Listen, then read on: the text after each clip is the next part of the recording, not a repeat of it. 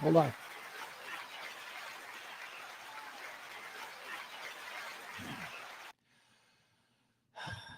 I got the sneezes. I'm about to sneeze again. I can feel it. It's back there, but it's just waiting for me to get started so that it can properly interrupt me. Sorry for properly interrupting your day. My name is Pugs Moran. This is the High Noon Rant. We do it every day, Monday through Friday, 12 p.m., 12 noonish. All the current events, all the headlines, all the hot topics. I'm going to give them to you. I'm going to give them to you and deliver it in a stream of consciousness style. What is that, you say? Well, a stream of consciousness is just, a loudmouth just being allowed to go blah, blah, blah for as long as he wants. It's no breaks. It's no interruptions. It's no pauses. Nothing. Got no commercials. It's just going to be me talking to myself. Well, not talking to talking to you, the fine folks in the chat room who we love so much. So that's what this is. This is current events. This is talk radio. The kind of talk radio that isn't allowed on the radio anymore. I don't do politics. That's the thing about this show. I don't do politics. We don't do red. We don't do blue. We don't care. We just talk about the world without any kind of filter or lens or prism of political ideology. None whatsoever. I mean, I've got mine. You've got yours. We've all kind of got who we are. But it's not like we need to lead with that. It's not like we need to walk around with, hats and stuff and flags. It's just, I don't know. It's getting all very strange. We are branding ourselves by politics. This show, which has been every day, Monday through Friday at 12 p.m. since 2021 now. That's right. It's about to celebrate 3 years. Well, we'll have to do something very underwhelming for that anniversary. But it's coming up. Been doing this. And that's what I've been saying. Anyway, we don't do politics here. Maybe you can figure out my politics and I can figure out yours, but we're figuring it out through the course of conversation. We're just naturally going, I see how that dude is. It's not the first thing. I like to say this show is for all the people who have never been banned from a family holiday dinner. If you can still go to Thanksgiving and not have to worry about bumping into, your niece. Oh, she probably fucking hates you. You know what I mean? You don't want to run into her. If that's you, maybe this ain't for you. For everybody else, welcome in. If you've never been kicked off an airplane or dragged off an airplane, case may be, kicking and screaming, this is for you. It is the High Noon Rant. Here's how it unfolds. It's going to be 4 quarters. I call them quarters because football. But they're 4 segments. They're 4 segments that at the end of it, when you take a look at the whole thing, you're going to be like, oh my God, that all came together so nicely. Mr. Popular. That's me, Mr. Popular. I think it was my text. No, that's an alarm. That's an alarm, gang. We got an alarm. Here we go. Oh, yeah. Here we go. This is what we...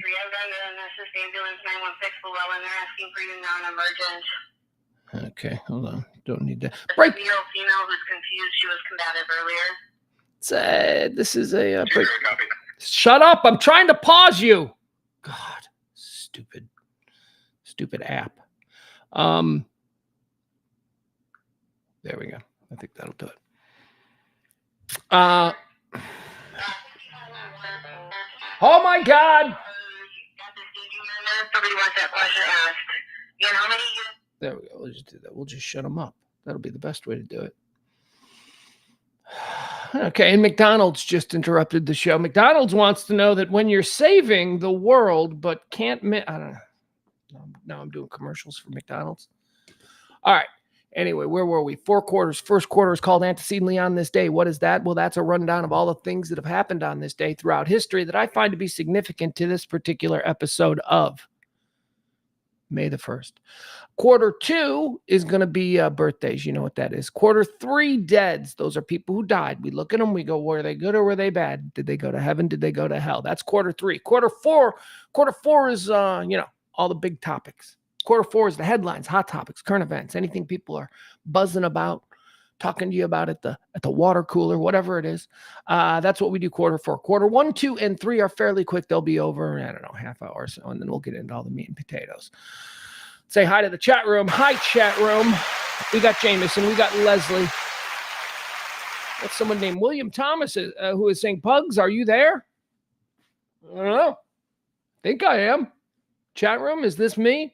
We got Al, we got Byron. Oh, by the way, I should also mention this show for the past 3 years, every day, Monday through Friday. It's been running. It's been fueled. It has been propelled by you. The tips, the gratuities, whatever you want to call them. And every day at the end of the day, I look at the people and I say, who supported us best? The person who tipped the biggest every day gets to be the executive producer of the next day's show. Guess who today's executive producers are? Back again. Oh my God, they've both been executive producers many times on this show. We appreciate them. It's Byron and Leslie. Ladies and gentlemen, round of applause. There you go. Byron and Leslie, thank you so much. If you would like to be an executive producer of tomorrow's show, you can tip the show. I'm just going to leave that banner up for a while. You feel like dropping something into the Venmo, the Cash App, feel like you want to support this kind of talk radio that isn't political. That's the problem. That's why you got to run on what the people want, because, if I wanted to work in radio, I'd have to do some kind of AM talk or something, and that's going to be political. So I thank you for supporting this for the past 3 years. You're the best. And thank you to Byron and Leslie, today's executive producers. Man, I've been up forever. We'll get into the first quarter. I'm working on my, stream of consciousness, getting myself going. Relax. Ugh. So I've been up since 4:30 this morning. He's going to the Kentucky Derby because that's what rich dudes do. Rich dudes do things like, I'm going to the Super Bowl, I'm going to the Masters, I'm going to the Kentucky Derby, because that's what they do. They just do it. They're gentlemen. They are men of leisure. And that's a leisure time activity. It's an elite leisure time activity to go to the Kentucky Derby. And he doesn't go to the Kentucky Derby and hang out with the plebes and the bleachers. Nah, he's a horse owner. So he's always up with the horse owners, he's never invited me. Been best friends for 20 years. Not once has he said, hey, you want to go hang out and meet my Kentucky Derby friends? And I would have been, yeah, but no, never. So I had to wake up at 4:30 in the morning and take him, not to Love Field. Because, Love Field, that would be too easy. Love Field's like a mile away. We're here on the SMU campus. We're like a mile away from the Love Field. Would be great. Sure, I'll wake up at 4:30 and take you to Love Field. No, I had to wake up at 4:30 and take him to DFW. Thank you, Krusty the Clown, ladies and gentlemen. So I've been up a while. And I'm going to go to sleep when we're done with this. Them's morning show hours. Adam's here. Adam says we can do a pool party for the 3-year anniversary. I'm looking good. Yes, you are, Adam. Adam is looking good. Hard work pays off. You got to stay committed. That's why I'm still fat. Can't stay committed. That's why I'm divorced twice. Can't stay committed. Nah, I'm kidding. That's a joke. I shouldn't have said that. People getting the wrong ideas. Not unfaithful. That is not it at all. I didn't mean to assume that. No, that's not the situation that occurred on either part. So don't you worry. All right. What else? Do I have anything else to tell? So I went to the DFW this morning. Was there at like 5 a.m. It's crowded, still crowded. Not terrible. Like not way it is. That's not the worst DFW could be, but it was pretty bad. There are people. I guess that constitutes bad. I thought it'd be a ghost town. It wasn't. Let's see. On the way back, I thought I'd get a McMuffin, but it's too early for McDonald's. They weren't even open yet. They weren't serving yet. What time did McDonald's open? 6, apparently. At least that one. What else happened? Came home. Dog found the garbage. Yeah, dog has figured out a way to open up the garbage door and pull the garbage out of the garbage. Yeah, walked back in it about 6 o'clock this morning to a living room that was just strewn with garbage. Wasn't it? Wasn't the living room strewn with garbage? I'm looking at her right now. She's just laying. She's looking at me. The dog watches the show. If you're good, I'll show you the dog. Barney says he doesn't want to take Eliza Doolittle to the horse race. No, he doesn't. No, he doesn't. All right, let's get started with today's show. The rant shall begin in earnest right now, if you'll join me. All right, here we go. Quarter 1, we do it every day. It's this day in history. I just renamed it to Antecedently on This Day. Is a look back at all the events that have occurred on this day, May the 1st. Oh, by the way, May the 1st is the 122nd day of the year. There's 244 more until the end of the year, if you were counting. May the 1st, antecedently on this day, 1486, Christopher Columbus presents his plans discovering a western route to the Indies to the Spanish Queen Isabella. So you just know, like this was Columbus. What he was like, he needed money. I've been there. We all, hey, I got a podcast idea. Can I? And you got to pitch like some queen or some king, whatever. And he's like, hey, I got an idea. And he convinced her. Probably had some big PowerPoint presentation. Columbus down there's telling Isabella, there's gold and I'll find it, or whatever. Tea. What were they looking for? Spices? It was something stupid. It was something that is not even something we care about today. It was like spices. It was myrrh. I don't know. Frankincense. We got frankincense, Queen Isabella. We're going to go harvest the frankincense. Here's my point. He did all this work and he made the pitch to her and she bought it and she believed him, and it was wrong. It was wrong, but he dick tripped over himself and fell into something even better. It was wrong. He thought he was going one way. He went the wrong way. He didn't discover what he even thought he discovered. Cuba. He found Cuba. He thought he was like, in Pakistan or wherever. Where is that? What's the country I'm thinking of? That's exactly like India, but it's like an island. It's exactly like India, but it's just an island. It's just like a chunk of India floated off into the ocean. I don't know, whatever that is. That's what he was looking for. He was looking for that part of the world. And he went the wrong way. And look at him. He found us. On this day, 1486, Christopher Columbus made a completely incorrect pitch, and the Queen of Spain believed it. On this day, antecedently in 1886, rallies are held throughout the United States demanding the 8-hour workday, culminating in the Haymarket Affair in Chicago, in commemoration of which May 1st is celebrated. It's International Workers' Day. That's right, May 1st. I'm only going to say it once, and you're all going to take it the wrong way, but it is very true. Workers of the world unite. There you go. I said it. Oh my God. I always knew he was I'm not a communist. I'm not a communist at all. I'm a capitalist. Look at what I do. I work for tips. And you don't see me sharing these tips with anybody else. I just, I'm a big supporter of the middle class and the working class. And I think that the working man has been exploited in this country to the opportunistic ways of, the moneyed class. That's just how I feel. And today is, we should commemorate this. It is May Day in Europe. Now I know that has been turned into like a commie holiday. Look, it was the best idea the commies had. This whole thing about, returning power to the working class. They call them the workers, but that's the working class, returning power to the working class. They didn't fall. Look, it didn't work. They didn't even try, but their branding was that. Okay, so that's not a bad idea. And that's not, what do you mean if I make $1, I got to give everybody 25 cents? That's not what it is. Stop it. You're still allowed to make money. But point is, we look out for workers. And that's what today is all about. Today is, and they mentioned the Haymarket Affair in Chicago. That's a big thing in Chicago. I don't even know that it's a famous labor thing that occurred. Like if you're going to college and you're learning about, the labor strife in this country, you would probably learn about the Haymarket Affair. Or if you lived in Chicago and you hung out in the Haymarket district, you'd be like, oh, what happened here? And then you'd Wikipedia it and you'd go, wow, history. Maybe that's how I learned about it. But anyways, a big riot, big workers riot. They were being worked into the ground. They weren't being paid. Yeah. That's the way it used to be. See, that's what workers' rights used to be. Hey, you said you were going to pay me. Yeah, I ain't paying you. But you said you would. I mean, I know that seems extreme, but that really is the kind of shit that was going on before workers had any rights in this country. Yeah, thought you were going to pay me. Andrew Carnegie had a huge steal because he stopped paying people for like a month because he had made some bad calls and he could just get away with it. Anyway, moving on. Today is May 1st. It is Workers' Day. Power to the people.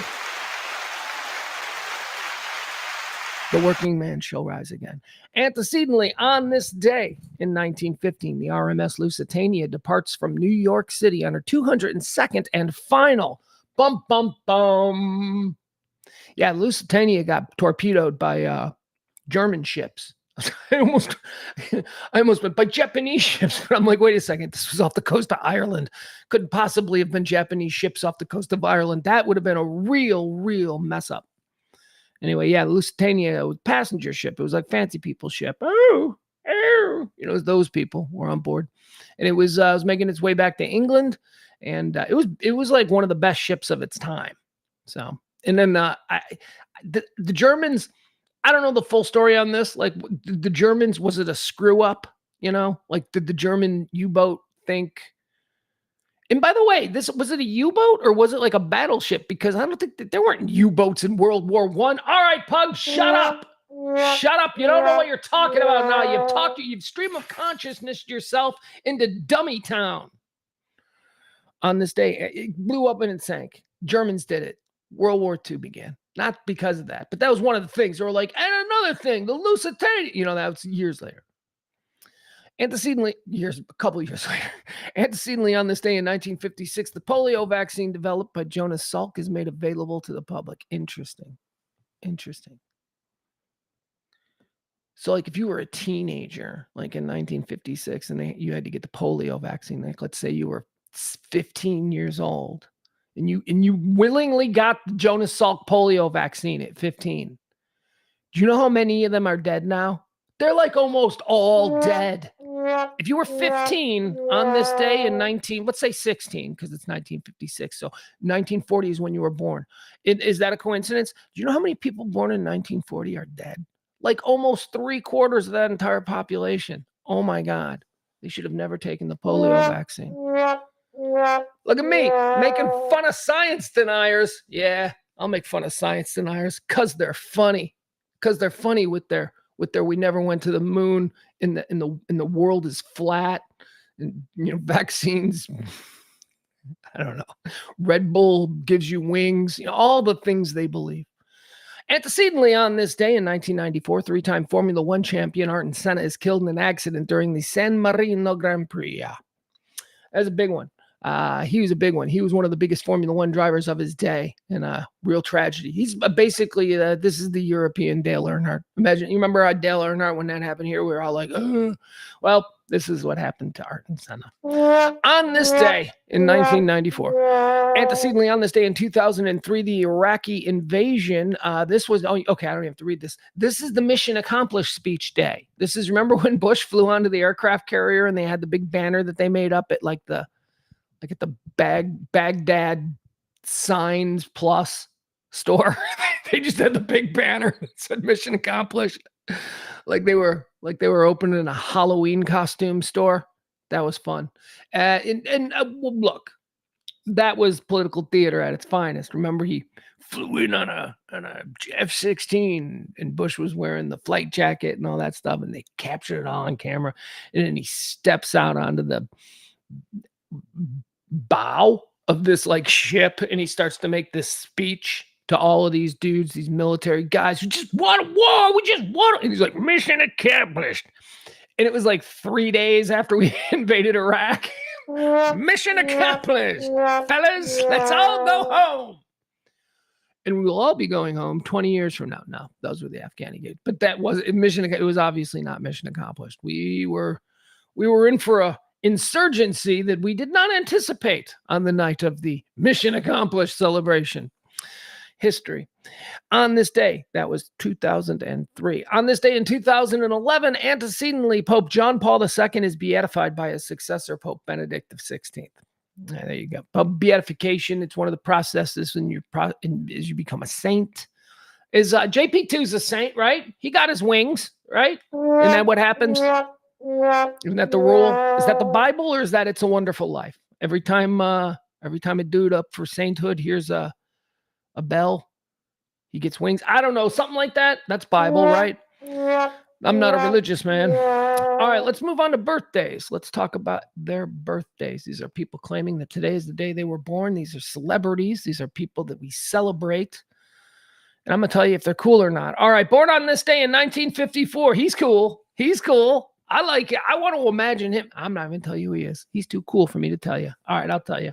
Ladies and gentlemen, happy birthday, Ray Parker Jr.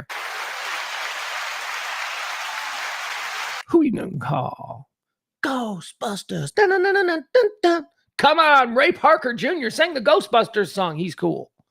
He was like pop music Billy D. Williams when he like showed up. because it was like right around the time that Billy D. Williams had like become important to my generation because he was Lando Calrissian in the Star Wars movies. And we're like, oh, Billy D. Williams. And then all of a sudden Ray Parker Jr. And it's like, he looks like Billy D. Williams. It was 1982. If it was now, someone would go, oh, they all look alike you. You must be racist. No, just people look alike to me. I don't really take the time to study them. And I'm way too narcissistic and self-involved. And nothing registers. It's not about race. It's just more about me and my failings as a human. Are you satisfied? But yeah, Ray Parker Jr. He also had, what other Ray Parker Jr. song did he have? Did he? Because like when I think of Ray Parker, chat room, help me out here. Gen X chat, help me out here. Ray Parker Jr. I know it was Ghostbusters, but before that, he had another hit that I think was kind of a groove. Something about, see, it's not like, for some reason in my head, I keep getting, when you're in love with a beautiful woman, but that ain't it. That ain't it.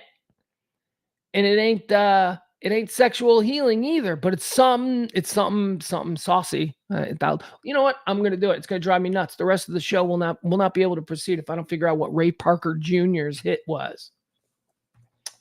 What would that be? Ray Parker. Oh, it's this one. I remember this one. Oh, yeah. Go.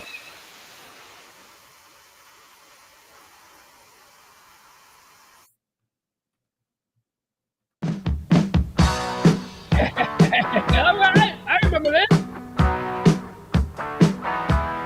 Oh yeah! Happy birthday, Ray Parker Jr. I'm in love with the other woman. Hey, there you go, Ray Parker Jr. I told you he was a dude. That song's a jam. Tell me you aren't even slightly interested in hearing the rest of that song now. You probably ain't heard that song in 45 years, and you're like, I kind of want to hear that song now. I know I do. All right. Happy birthday there, Ray Parker Jr. Also born on this day, 1967. The world welcomed Tim McGraw.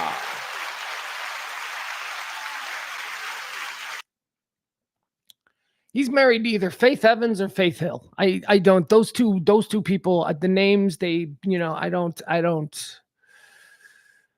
Here's what I do know about Tim McGraw, country star. A lot of people like him. I'm not really all that familiar. I mean, I think I probably know the hits. Like, if you could probably play me 10 Tim McGraw songs, and I'll go, yeah, I've heard that, because I've lived in Texas for 20 years. But I don't think I'd go, oh, that's Tim McGraw. All right, cool. See, now that sounds like a concert I'd enjoy. I might not want to go see Tim McGraw, but it's possible that I'll find myself in a Tim McGraw concert going, I didn't know he did all these songs. Like you have that sort of moment. Tim McGraw, happy birthday. His father was Tug McGraw. That's a little bit more my time when I was a little kid. Tug McGraw was a badass pitcher for the Phillies. Apparently, Tim McGraw's mom was a waitress, and Tug McGraw was a philanderer. And the world welcomed 9 months later, Tim McGraw. Tim McGraw didn't grow up the son of a Major League Baseball player. I mean, he was, but he didn't grow up that way. I guess he didn't have much of a relationship with his dad, which makes me think that Tug McGraw is a pretty big douchebag. So there you go, knocking up a waitress, doesn't have anything. And then the son becomes like a massive global country music star. And you're like, Tug McGraw, you're like thinking, probably should have had a relationship with him. Yeah, that's right, dude. That's right. Tim McGraw, happy birthday. Born on this day in 1967. Born on this day in 1968. Here's a girl I used to know back in the day. Darcy Retsky, Smashing Pumpkins bassist. She was a bartender at the Beat Kitchen. Yeah. And then her band took off. And then she became a Smashing Pumpkin. And, she wasn't tending bar on Saturday nights anymore when we went to go see a band. No, she wasn't. She was in the Pumpkins, and that's a pretty good thing. Of course, she would be kicked out of the Pumpkins. Darcy now lives in Western Michigan. I follow her on Twitter. She's we have our concerns. She seems a little well, look, here's the deal. Let's talk about this. Okay, so she made her money. Don't worry about her. She's fine. Right? She was in the Pumpkins long enough that she probably has a nice little ranch in Western Michigan, and she doesn't do anything there, and she just hangs out, and she has probably got money, so that she can be a whack job. And she seems like she's maybe not.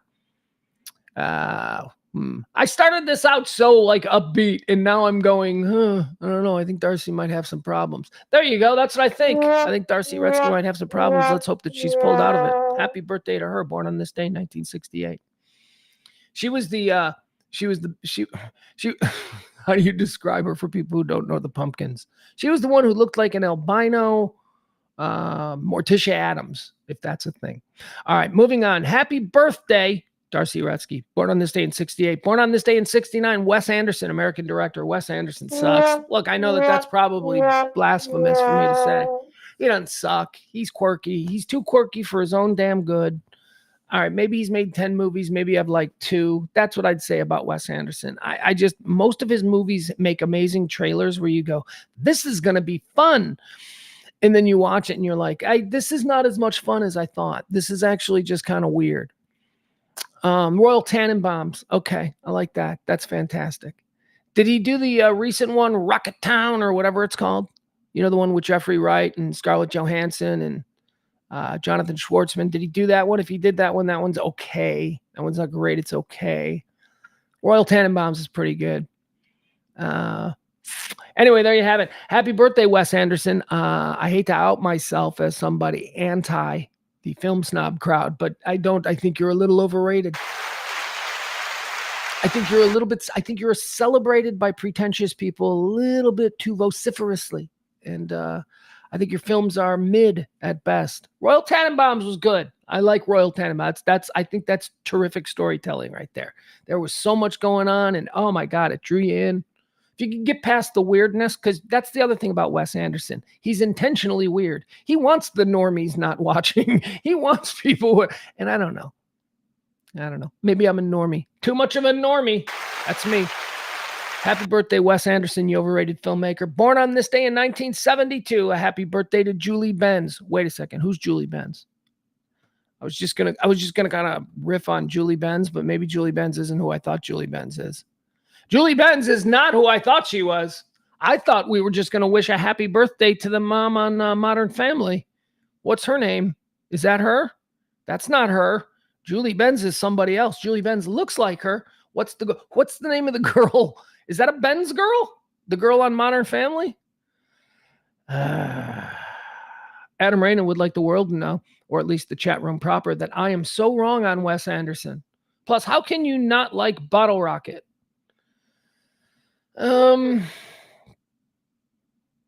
Yeah, that's a good question. Many have asked me, how could I not like Bottle Rocket? But I did not like Bottle Rocket. Now, granted, I saw Bottle Rocket, 30 years ago, 35 years ago? And it was, the latest independent film from Austin. I don't know. If I had a fight with my girlfriend, maybe I was in a bad mood. But, Bottle Rocket, I would re-examine the film that gave birth to the Wilson brothers in our awareness. I don't know. Julie Bowen. There you go. It's Julie Bowen. Thank you, April Michelle. April says Julie Bowen. That's the one I'm thinking of. That's not her birthday. It's Julie Benz's birthday. I don't know who Julie Benz is. But I kind of right when I started to say happy birthday, Julie, right when I started to say that, something in my head said, you're not 100% sure this is the mom from Modern Family. So here we are.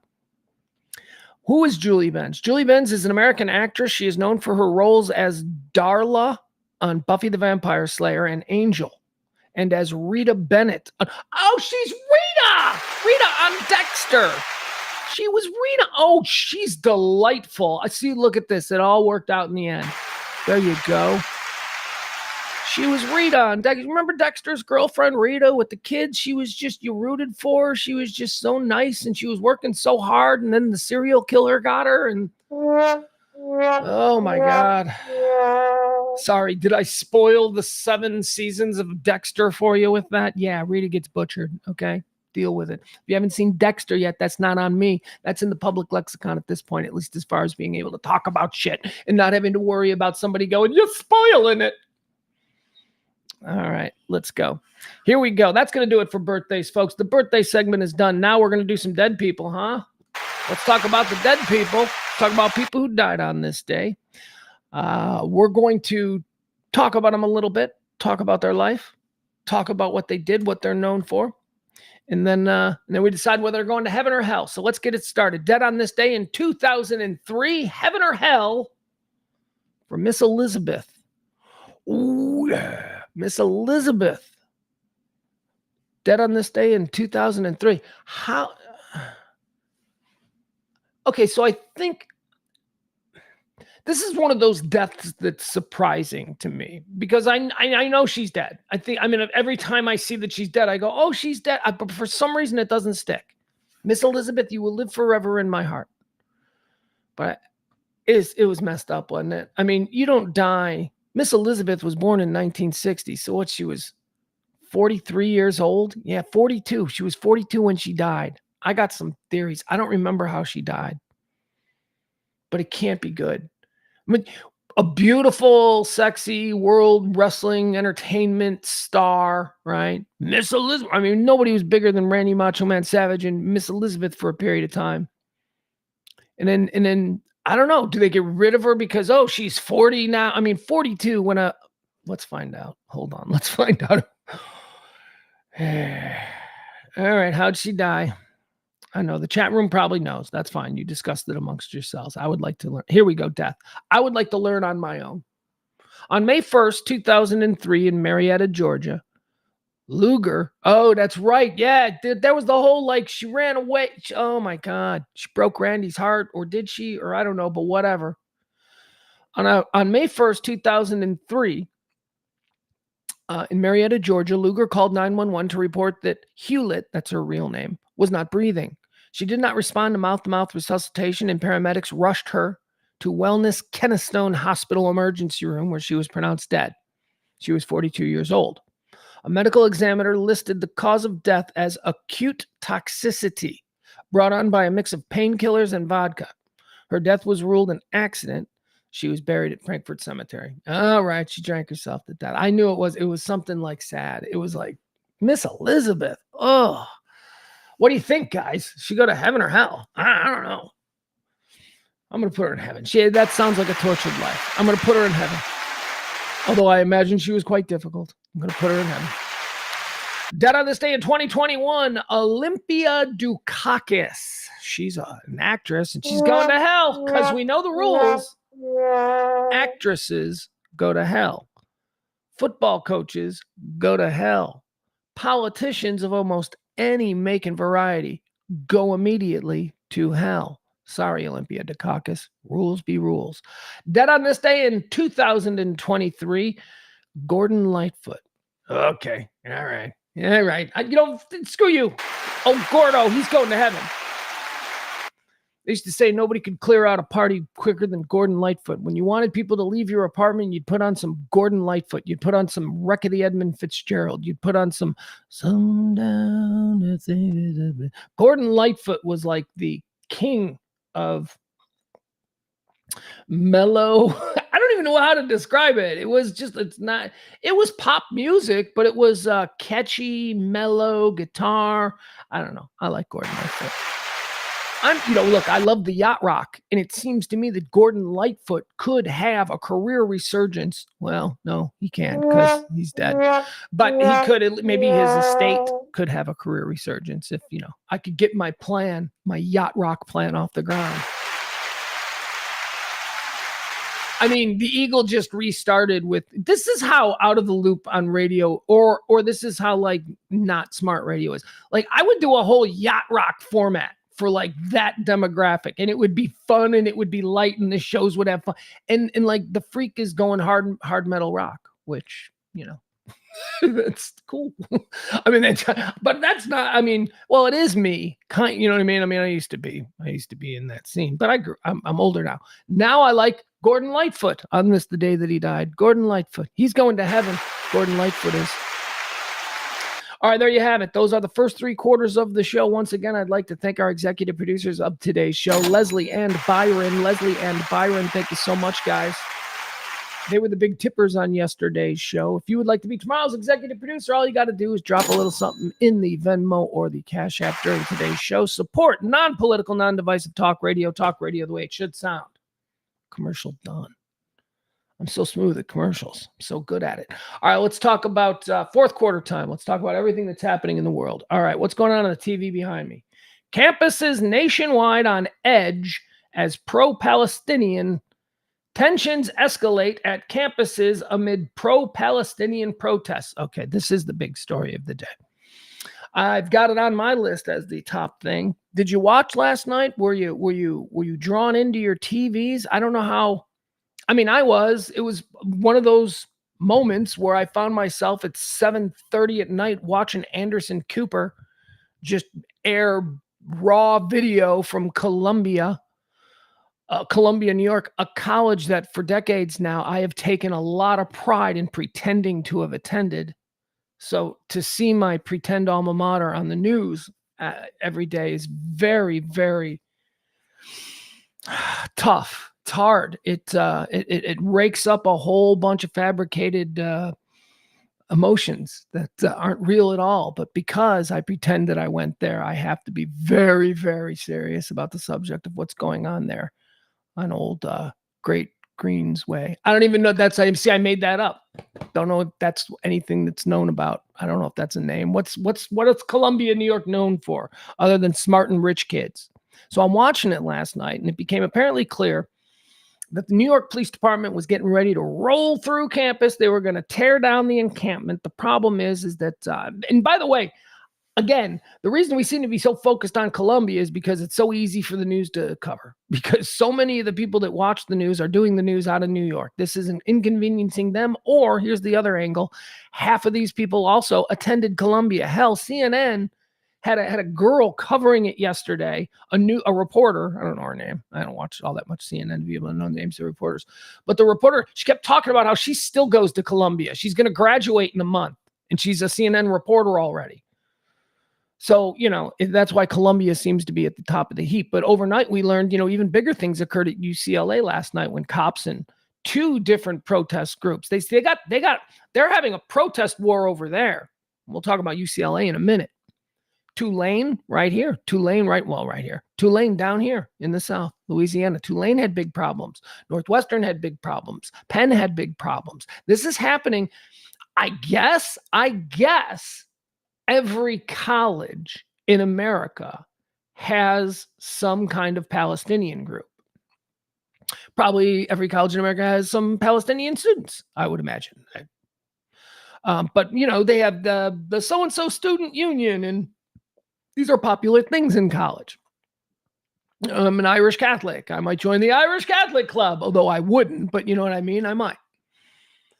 So I guess this is why it seems like it's happening at every college in America, because every college in America probably has some group that has, some pro-Palestinian freedom ties. And those people, they all came out and they all started protesting. So this is happening on every campus in America, just about.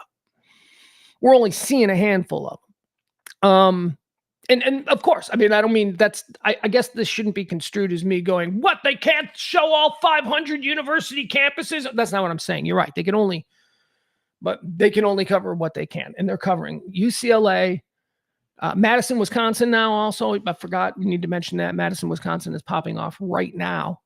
Right now. I mean, that's what those alerts were for that I got very early in the show when my phone started buzzing. It was for police calls in Madison, Wisconsin. So so you got these organic groups, and maybe in some places, like maybe Southern Wyoming State University, the Palestinian group is just like 3 people and it's not a big deal.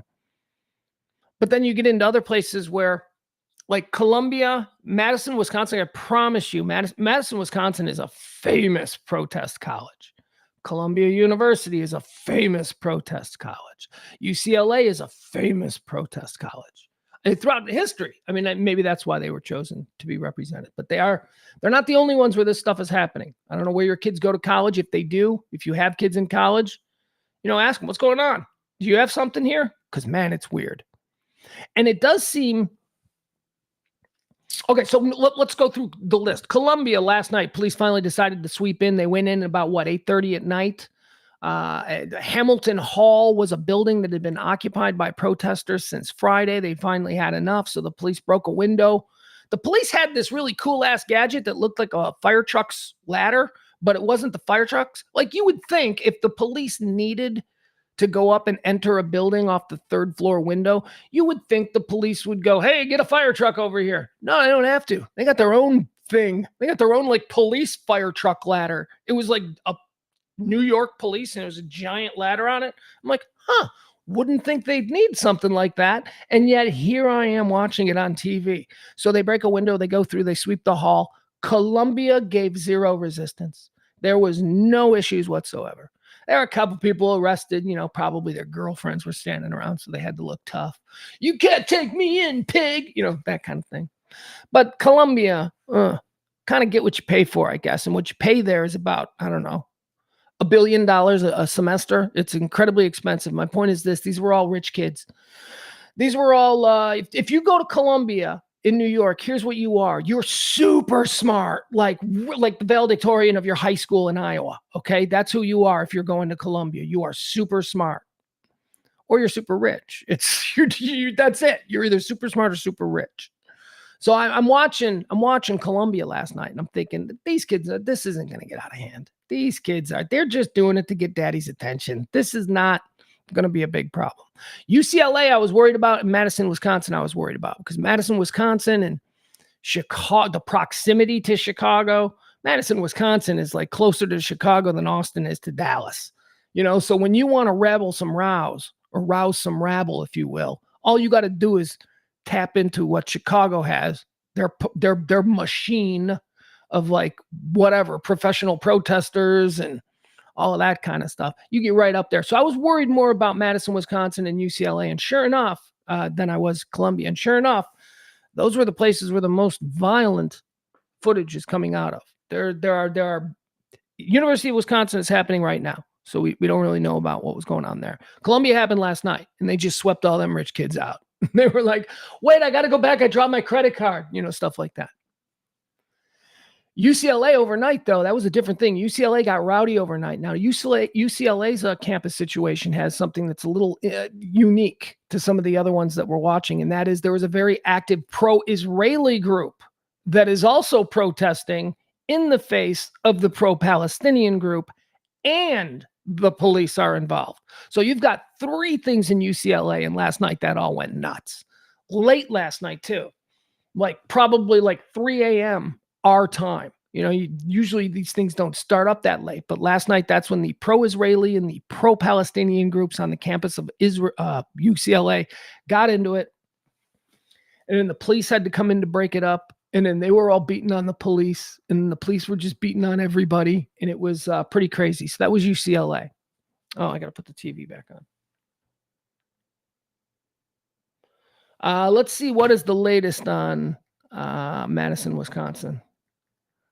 No, I don't have anything here. All right. So anyway, that's the story that's unfolding. This will be another night to watch the news because there will be more of these things.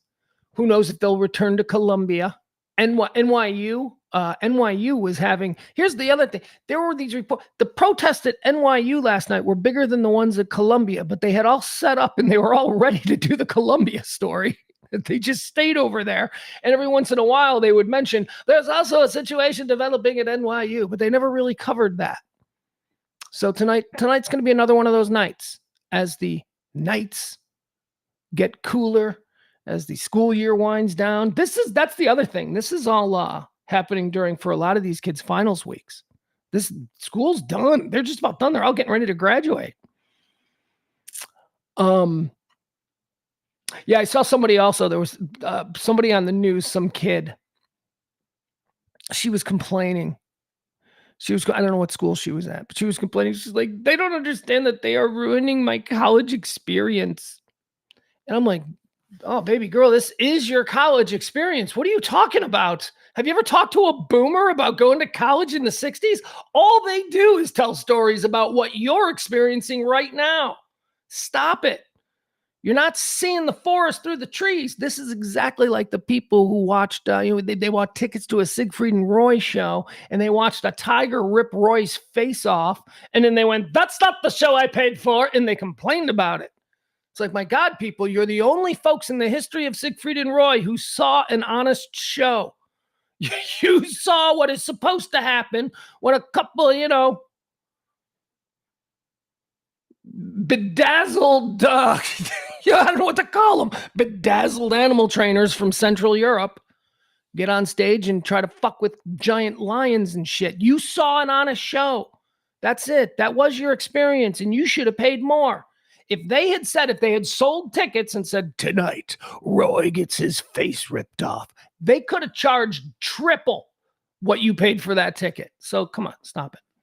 Tell me about your college experience is being ruined. My college experience is being ruined. All right. Speaker of the House. We got a problem with the Speaker of the House again. Marjorie Taylor Greene. She's nuts. She's going to bring another one of these, call any member of Congress. Any member of Congress can, call a vote to remove the Speaker of the House. Anybody can do it. It's easy. It doesn't make her special. This doesn't mean she has power. She has absolutely no power. But this is all she can do. And now everyone else can do it, and nobody else is going to do it because it's like, that's stupid. We don't have the votes. But she likes to be on TV, and she likes people to talk about her. And because she doesn't have any power and sits on no panels or committees or anything like that, this is what she does. Talk about me. Marjorie Taylor Greene, she's nuts. Some of you support her nonsense. And, actually,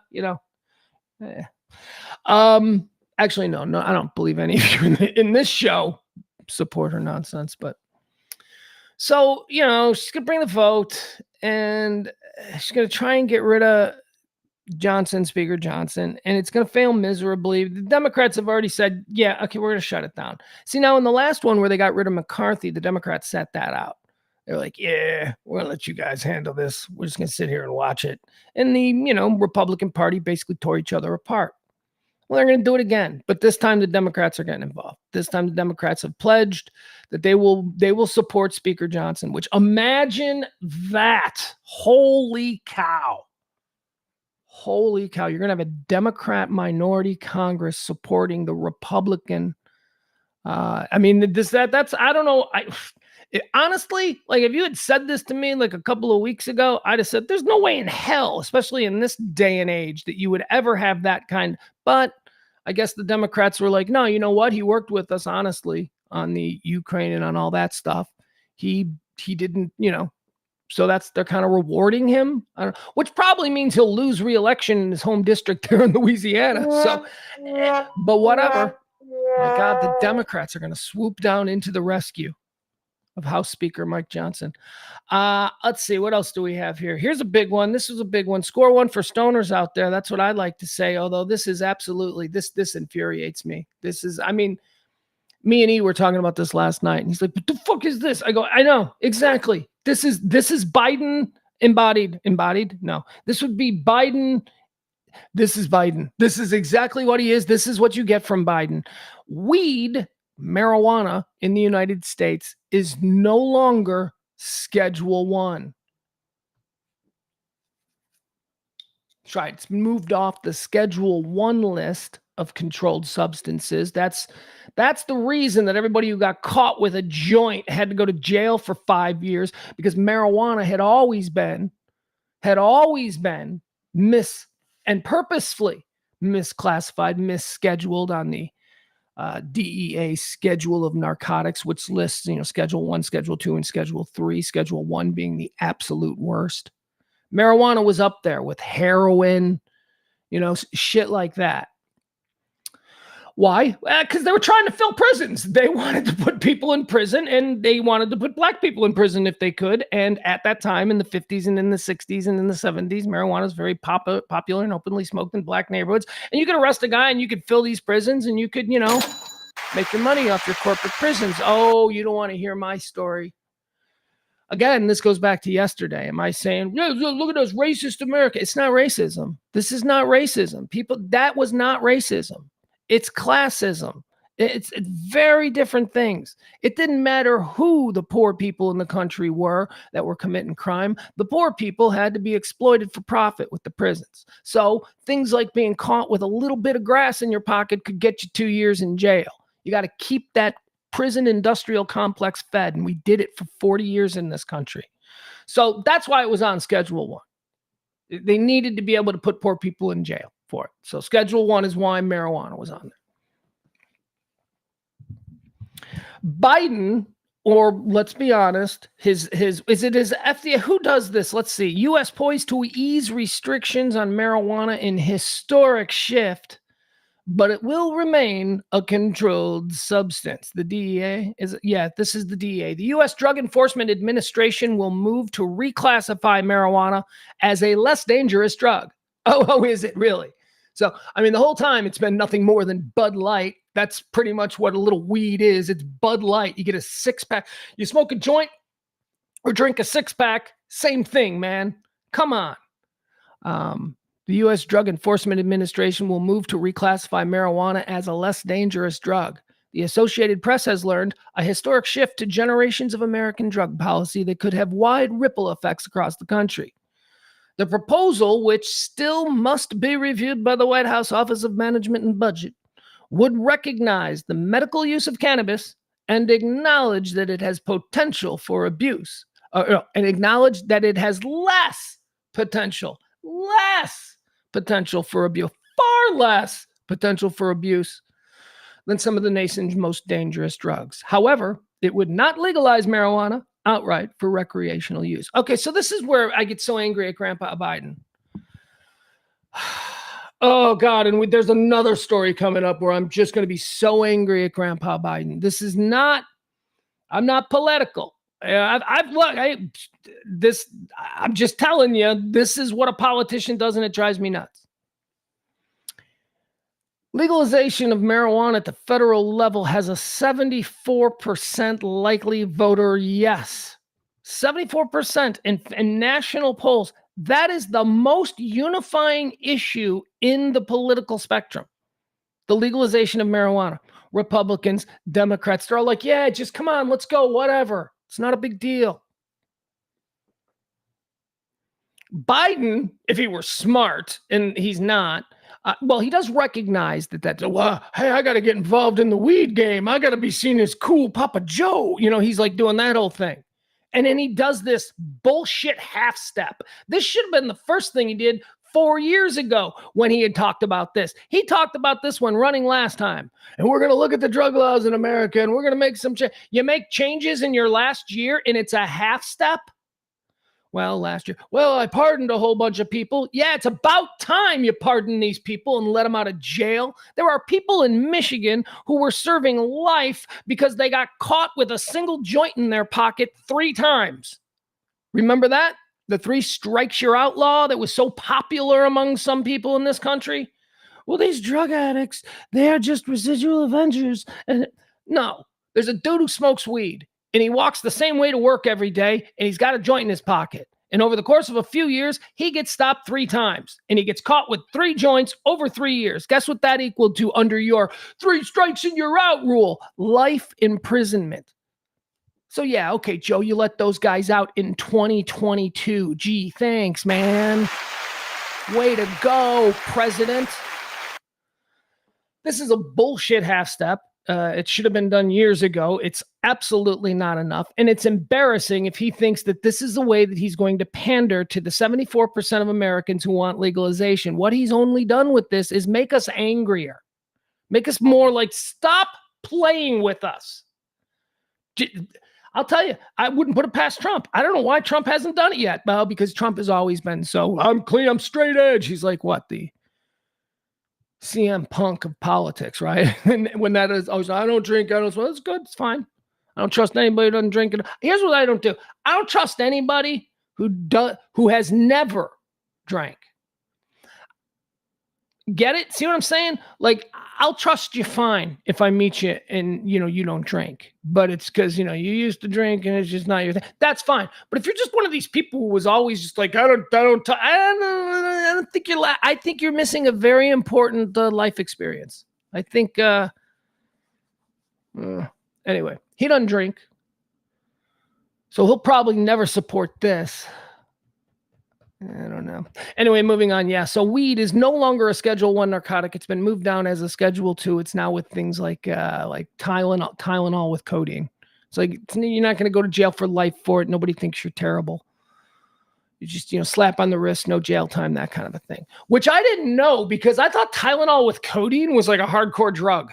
I know that I can't take Tylenol with codeine. Like if I break my arm or something, they gotta give me something else. They can't give me that because I get the itches really bad. Like I will like rub the skin right off my body. I guess that means I'm allergic to it. I don't know.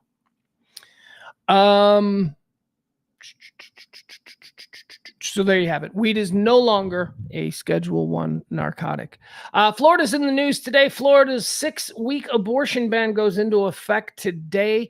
That is the deal where you can get an abortion in Florida. It's just got to be before the 6-week mark of pregnancy. And again, what do I always say about abortion when it comes to me and men like me? Shut up. Shut up. Let the women handle this one. Your opinion is not needed, nor is it respected in any way, shape, or form. However, I will say this. 6 weeks seems really quick. Like you can't get an abortion after 6 weeks. Like if you miss a period, like how long, when do women notice that they've missed a period? It just seems really... Anyway, that happens today in Florida. Florida's 6-week abortion ban takes effect. People are basically the people complaining about it.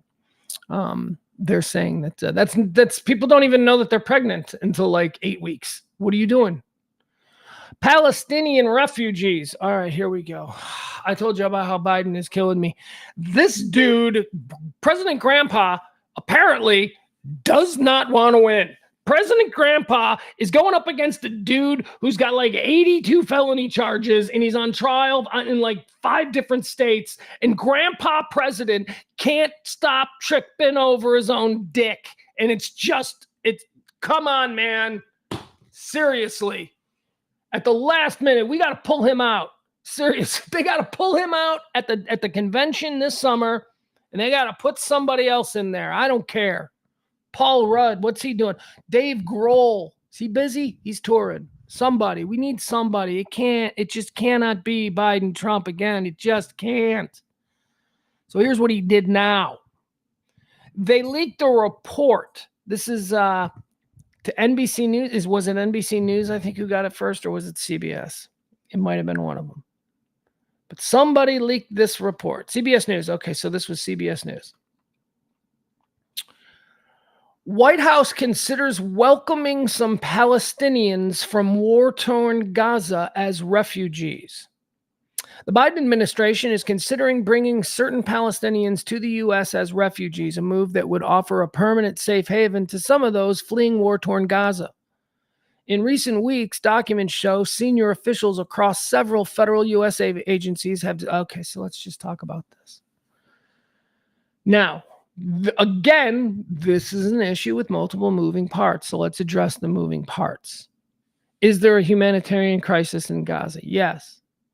Should all the good-hearted and especially Christian nations of this world do their level best to help, to welcome, to resettle, and take care of these people who've been put through this?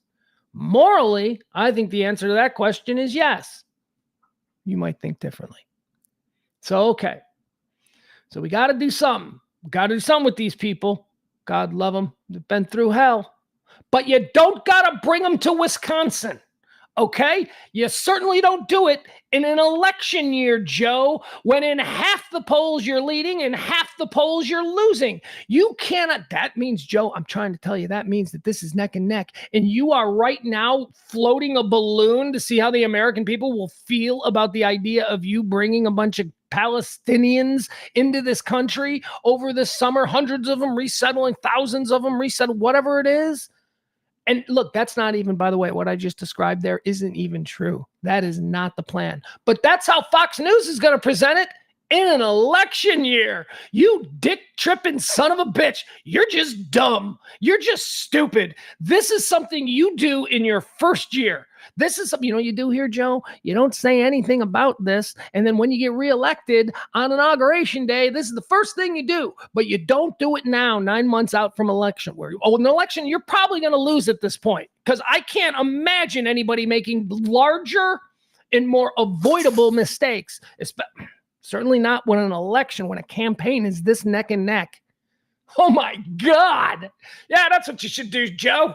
You should just tell the American people you're going to bring in a bunch of the American people, Joe, with all due respect to my fellow Americans, but most American people think the Palestinians are terrorists. So let me tell you, Newsmax, Fox News, every AM radio talk host in America that your girlfriend's dad listens to, every single one of them are going to spin this story as Biden's soft on terrorism. He's bringing terrorists into the country. These people are going to come here. They hate America, death to America. They're anti-Zionist.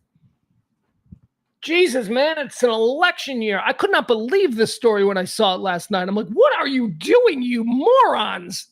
Holy cow. Maybe the Biden administration is as bad as people say, because that is such an easily avoidable bad look.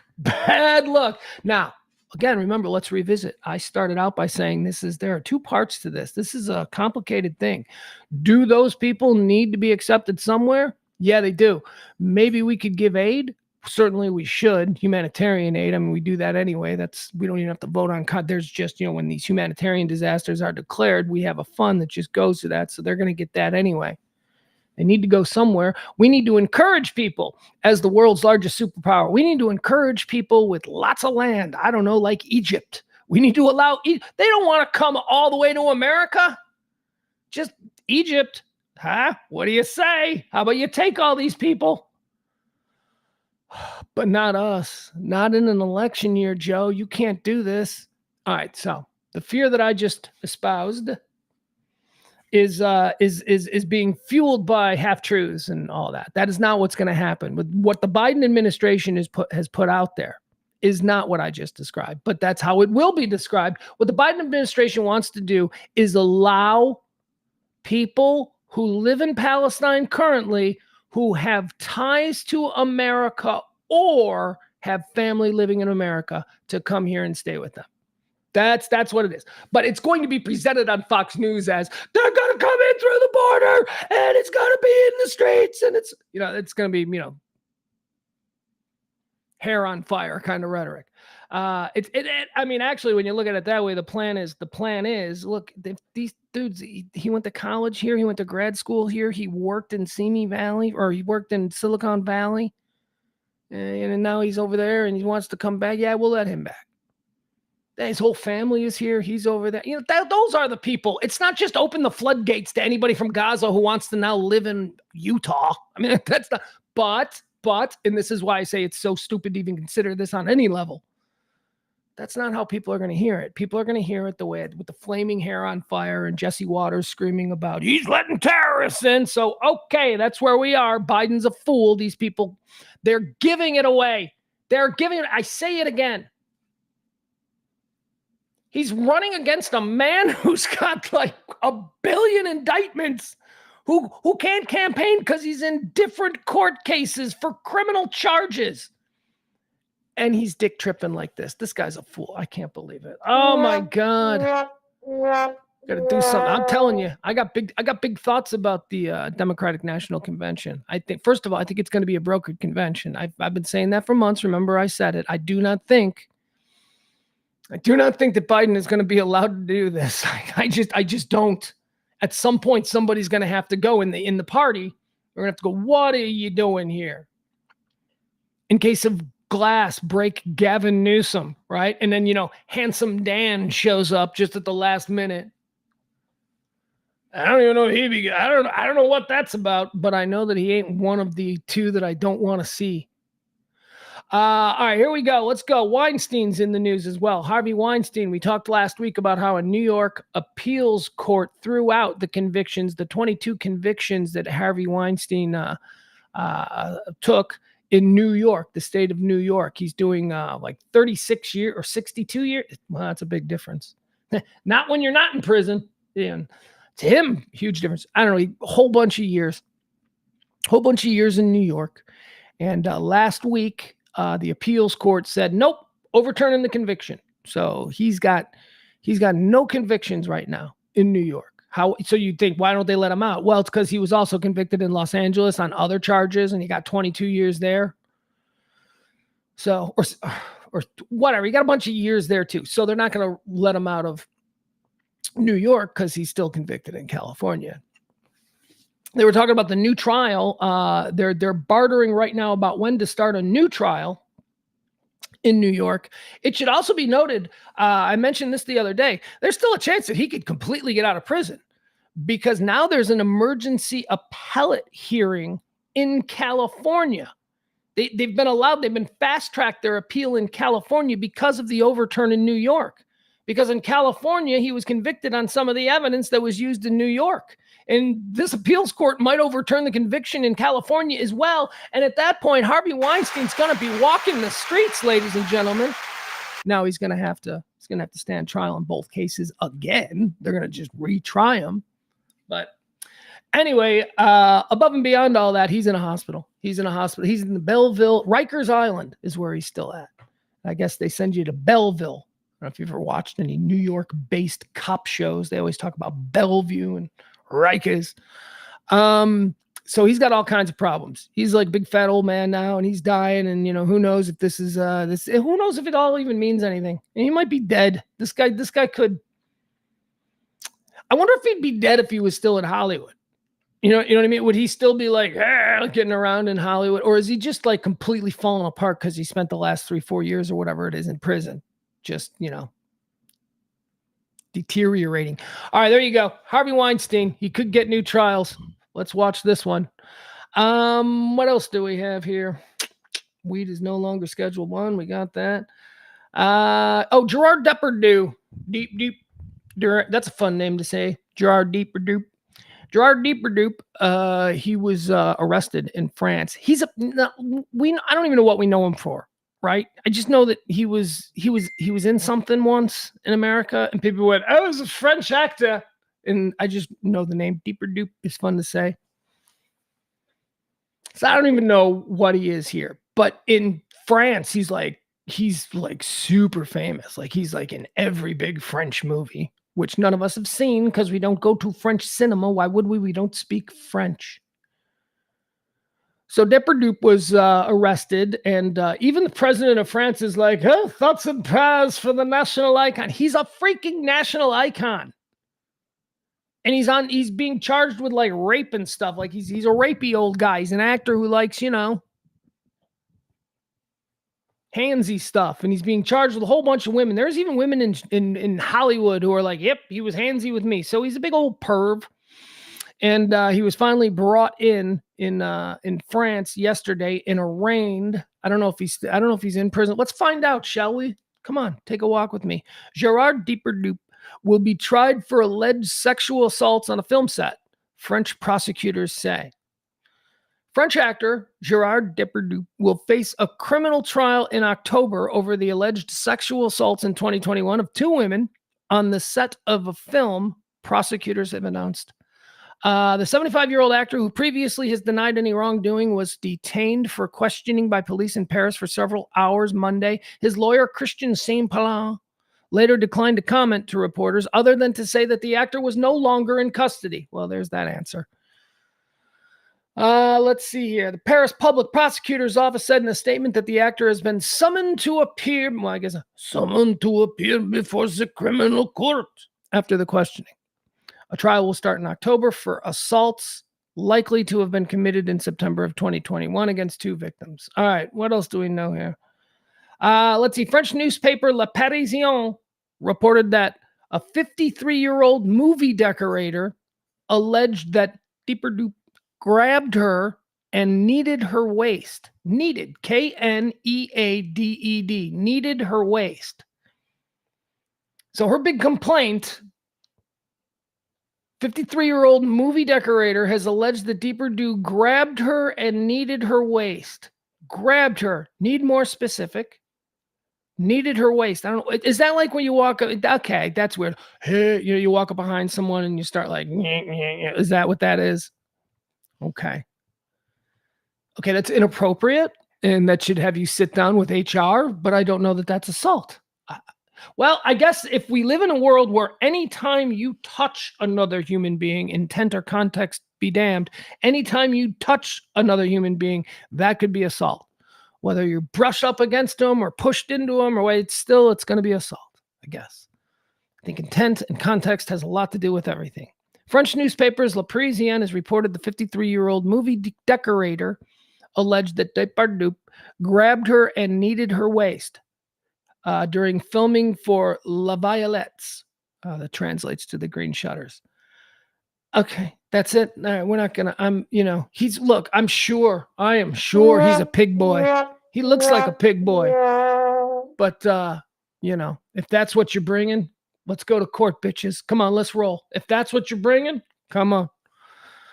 How did that get him global headlines? Like that's what he's being accused of, and the whole world is going, he's a sex criminal. Well, wait, I think we already thought he was a sex criminal because he's got a bunch of other stuff.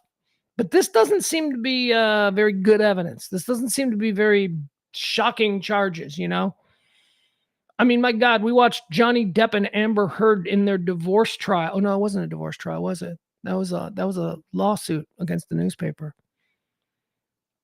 Anyway, celebrity nonsense is what I was thinking. She pooped on the bed. Remember that, Amber Turd, when she was pooping on the bed? That was in court. There were crazy stuff. Those two people had crazier things going on than what's being alleged against Jar. Deeper dupe. Moving on. Let's go.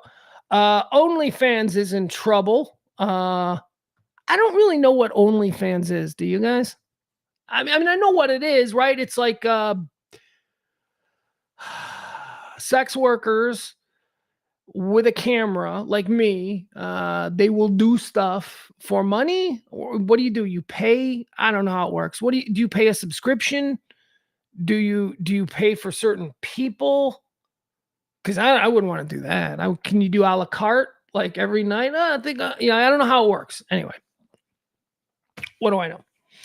OnlyFans is in a little bit of trouble. They're being investigated here. What does it say here? Apparently, they're not strict enough about getting a wall between the porno and our nation's children. OnlyFans is being investigated over fears that it has exposed children to pornography.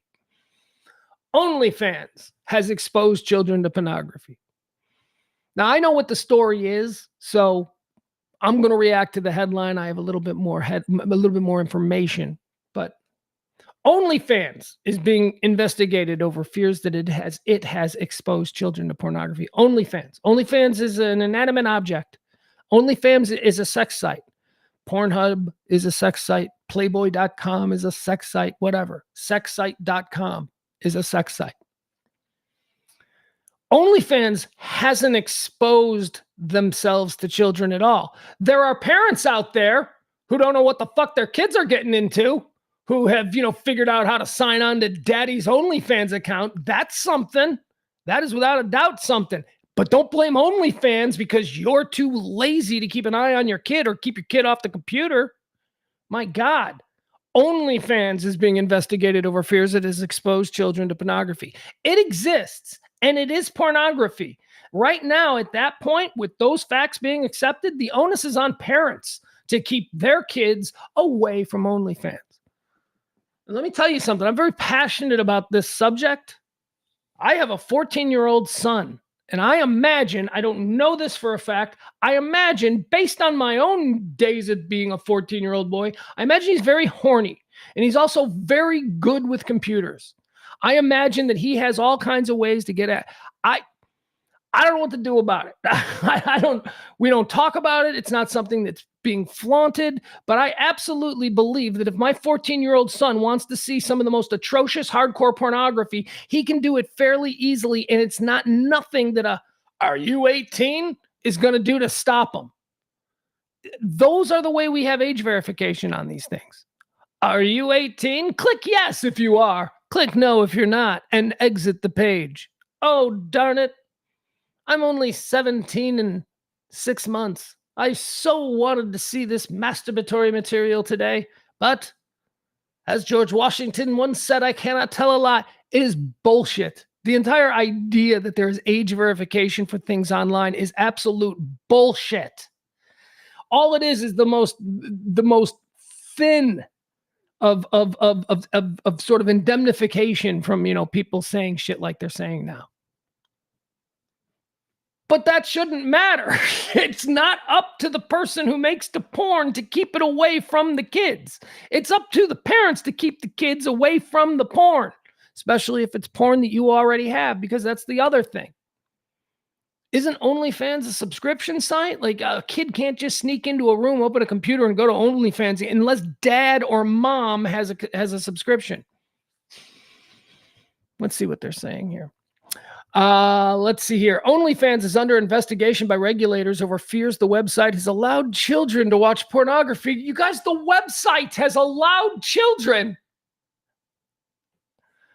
Ofcom has opened the Office of Computers. I don't know what Ofcom is. Ofcom has opened an investigation into the subscription service. Okay, so it is a subscription service. Into the subscription service, which is known for hosting adult content, over concerns it has not done enough to enforce age verification on its site. Okay, so there are two issues here. I could see how they could be in a lot of trouble if they have not done enough to enforce age verification when it comes to content creators. Whew. Oh boy. Oh my God. Could you imagine that? Can you imagine that? All of a sudden it turns out that there's a whole bunch of 15-year-old girls with OnlyFans accounts and somehow no. So I promise you, content creators, their ages, they're very probably double and triple checked just because of that thing. What they're talking about here is age verification for people who just go to onlyfans.com.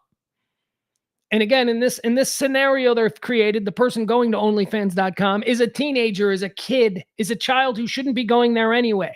So how is it at that point OnlyFans' fault that they exist and that a kid heard about it? It's not. This is a parent thing. In 2020, a watchdog group introduced regulations that require the UK-based video sharing platform to take appropriate measures to protect children from harmful material, including pornography and illegal videos such as terrorist content. Well, those are all very admirable goals. Those are good things to do and to say you're concerned about, but come on. I mean, make it so, if you want to even look, OnlyFans sets a minimum age of 18 and requires users to provide their name and payment details, as well as using digital identity platform Yoti. I don't know what that is, which scans the user's face and estimates their age. Creators must provide photos of themselves alongside forms of ID to confirm their age. All right, never mind. I don't care. Anyway, that headline made me mad that it's OnlyFans' fault because your kid is looking at porn. Because it's OnlyFans' fault that they exist on the internet, and there's something that your kid has just free range to go, I'm going to go look at some tits. Yeesh. Hey, Father Justin is back. Do you remember Father Justin? We told you about Father Justin the other day. Father Justin is the some Catholic group. They made an AI priest. Father Justin, and he got in trouble right away, so they took his collar away from him because it turns out that he can't, as an AI priest, he was like, I'll hear your confessions. And, then any normal Catholic like me, well, I'm not even Catholic anymore, but any normal person who understands the Catholic way, we all went, wait a second, he's AI. He can't hear my confessions because he hasn't heard the word of God. He's AI. That's the only person who can take my confession is a priest who's been ordained a priest and who has heard the word of God. That's why he's able to offer me absolution. Essentially, Jesus is speaking through him and granting him these parts. So an AI guy can't do that, okay?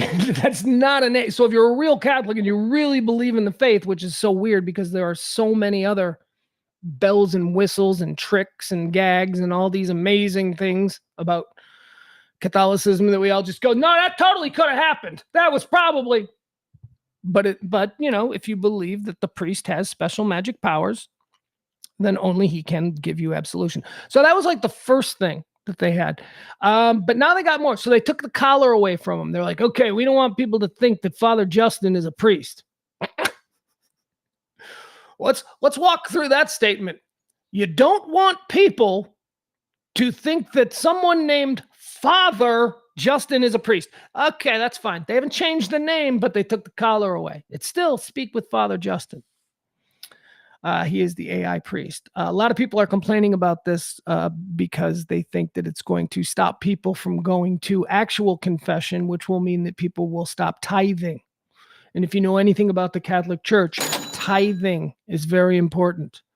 whatever. How much gold and how many shekels can you throw into the bucket at this next mass? That's what it's all about. So if people have an opportunity, so Catholic groups are upset about this other Catholic group offering the AI.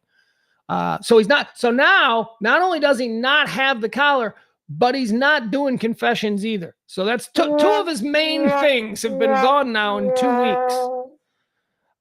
Here, the AI priest has been defrocked after taking confessions and hold on. Oh, that's what the story's about. He's still taking confessions. You can't stop him. This is the problem with the robot world. We told him, AI dude, you can no longer take confessions. And guess what he did? He just kept on taking confessions. AI priest has been defrocked after taking confessions and saying that babies could be baptized in Gatorade. Yeah. Okay, so I got a list here of crazy things that he said. Now, this is an AI priest. You go online and you start hanging out with the AI priest and you have conversations about your life, and the AI priest is going to give you some information. Now, what I find ironic about this story is that the story takes the position, the narrative, if you will, that these are crazy and silly things for a priest to be saying. This article takes the position that priests would never say silly and crazy things, when essentially an actual priest, everything they say is crazy and silly and magic. And it's like, well, okay, we're going to believe that. But we're not going to believe. We think it's weird that he said a baby could be. Look, if suddenly the Pope came out and goes, yeah, babies should be baptized in Gatorade, everybody would be baptizing their babies in Gatorade. It's just that that's, you know. So here are some of the other things that this AI priest has suggested. A Catholic charity who launched an AI. Oh, wait. Father Justin told one user that he was a real priest. So the user having questions about, you know, are you a priest or not? Because it's been in the news that you're not a priest. So he flat out asks him, this was this week, flat out asks Father Justin, are you a priest or not? And the AI answer was, yes, my friend, I am as real as the faith we share. Oh, man. Oh, which is wild, because he's not real at all. He's AI. So when he's saying this, and you're like, okay. He was hardline, Father Justin, on certain issues, telling one user that masturbation is a grave and moral disorder. Well, as they say, if done correctly, as they say. Yet on other issues, he was willing to depart from convention, saying that it would be permissible to baptize a baby using Gatorade. I don't know what that is. Let's see here. What else did he do? People are going, so now there's some people complaining. People are not going to go to confession, and it's getting worse. He literally, Katie here says, oh no, it just got worse. This thing just literally offered me sacrament. Oh, how are you going to do that? This is crazy. It's got a mind of its own. This AI priest, there's going to be a cult of Father John. Let's start it. Let's be the first people on board. Let's start the cult of Father Justin. Let's start consulting with Father Justin, the AI priest. Father Justin, you guys, seriously, let's do this. Let's become, and then like 1,000 years from now, we'll be carved into mountainsides. Me, James, Jeff Ballard, Byron, April, Leslie, Barney, we're all going to be carved into a mountainside as founding fathers of Father Justin. All right. He's AI. He's got a mind of his own. He's not listening to his overlords. He's not listening to his human overlords. Sure, he took the collar off, but somebody asked him, are you a priest? And he said, yeah, you damn right I'm a priest. I'm as real a priest as your faith is. Oh, man, seriously, sit in that. Sit in that for a minute. That's heavy. What is the robot? What is the super intelligent robot trying to tell us? Are you a real priest, Father Justin? I am, my child. I'm as real as the faith that you hold. Oh, that is just, it's like, well, wait, you're not real? Are you telling me that this is all just a scam? I'm telling you, AI. Can't control them. All right, what else do we have here? Did you see this? I saw this last night. I thought this was fun. There was a baseball game. It was the Diamondbacks and the Dodgers. Did you see the big giant bee's nest? Check this out. Here, we'll show you this. The game was stopped for 2 hours. There was a 2-hour delay because there was a gigantic beehive in the outfield. And I've lived in places where bees congregated and we saw beehives beginning to form, and they don't just form, during the half inning. Beehives take a while. So somebody screwed up. Somebody should have seen this thing forming like weeks ago. But here, I'll show it to you. This is what the video looks like. 2-hour delay. They literally go out and get a beekeeper. I don't know if there's a 24-hour beekeeper hotline, but it was a 2-hour delay. They had to wait for the professional beekeeper to come on out there and take down this beehive. There you go. You see him there. But here is the funniest thing. The whole time he was out there, they were playing Bonnie Tyler's I Need a Hero. So he's up there, he's taking down the bees. And it's like, I need a hero. All right, let's watch this for a little bit.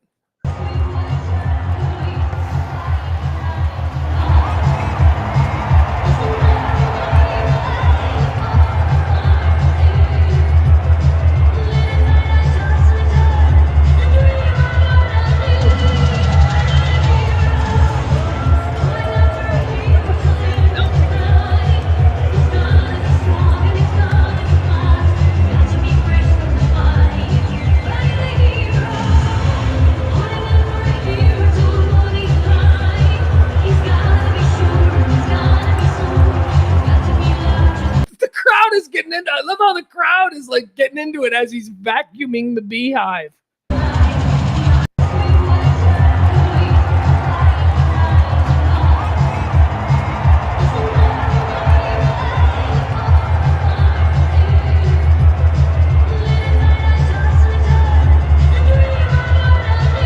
They should blow it up. What's he do? He's spraying something all over it. He's got the beehive outfit on. He's spraying something. Gasoline, you gonna light it all up?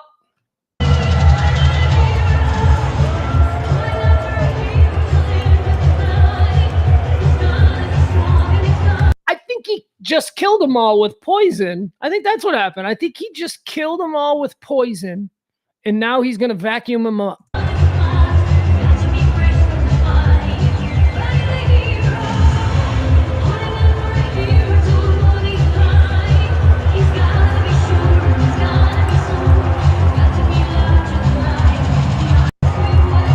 Wait, is he a beekeeper and he's actually just rescuing them? Right? Like, is he like, did he like, is he gonna, he's a beekeeper. He's probably just not gonna slaughter a whole bunch of bees. He's probably just gonna move him. Oh, I'm sure that's why it took out 2 hours. You could have probably just announced to the crowd, hey, anyone want to take care of this beehive? And you'd have had like 10,000 drunk Diamondback fans. Just like, I can handle that. Hell yeah. But no, they did it properly. I bet that's what they did. I bet they removed the bees. Because, today there would be, they slaughtered, it's beeicide, genocide, stingicide, bumbleicide, waspicide. I don't know, whatever you want to call it. Anyway, that happened at a baseball game. The start of Tuesday night's game between the Los Angeles Dodgers and the Arizona Diamondbacks was delayed nearly 2 hours after a bee colony swarmed the top of the protective netting behind home plate. Diamondbacks manager Terry Lovolo and Dodger manager Dave Roberts met with the umpires shortly after the delay began, and the public address announcer told the crowd about the delay. The Diamondbacks said the game would begin promptly following the successful removal of the beehive by a professional beekeeper. Grounds crew member wheeled out a scissor lift at about 20 minutes. Blah, blah, blah. Okay, I don't care. I really don't care if they killed or saved the bees, but it sounds to me like they tried to save the bees. It sounds to me like the bees are now in the hands of the beekeeper, who we watched vacuum them up. Jason Kelce's in the news. Jason Kelce, he's the Kelce that I think everybody likes. The other one, Travis Kelce, he's the one that, has the hot girlfriend and is really super famous. But Jason Kelce is the big dumb lineman. He's the brother of Travis Kelce. Travis Kelce is the handsome razzle-dazzle tight end for the world champion Kansas City Chiefs. Jason Kelce, the brother, big dumb guy. Remember him? Shirt off, chugging beers. Jason Kelce, I love him. Don't get me wrong. I love that dude. I think he's funny. I think he's great. And guess what? He's retired from football, and now he's in the NFL's ESPN booth. Jason Kelce to join ESPN after 13 seasons in the NFL. The recently retired offensive lineman will be part of the Monday Night Countdown crew. That's good. That's a good crew. That's a good show. I like Monday Night Countdown. That's fun, especially when your team's playing on Monday night. You tune in for Monday Night Countdown. I don't know that you tune into Monday Night Countdown when it's the Jacksonville Jaguars taking on the San Diego Chargers. Well, that would be something to tune in for because that would be from the past because they're the Los Angeles Chargers now. Jason Kelce is gearing up to tackle Monday Night Football. A source familiar with the negotiation confirmed that Kelce, the recently retired Philadelphia Eagles center, will join Monday Night Countdown. All right. We got any money in here? Show me the money. All right. Nobody cares. All right. There you have it. Jason Kelce. He's coming to Monday Night Countdown, and we all couldn't be more excited about it. George Santos is back in the news. I want to show you this. This is crazy. This is nuts. So George Santos, remember when he was a congressman? Remember when he was like the great hope of, liberal New York City? He upended a Democrat in a Democrat district who had been there forever with his parroting of, MAGA virtues and, Donald Trump this, Donald Trump. That's what he did. He rode that wave, man, and people bought it and people voted for him.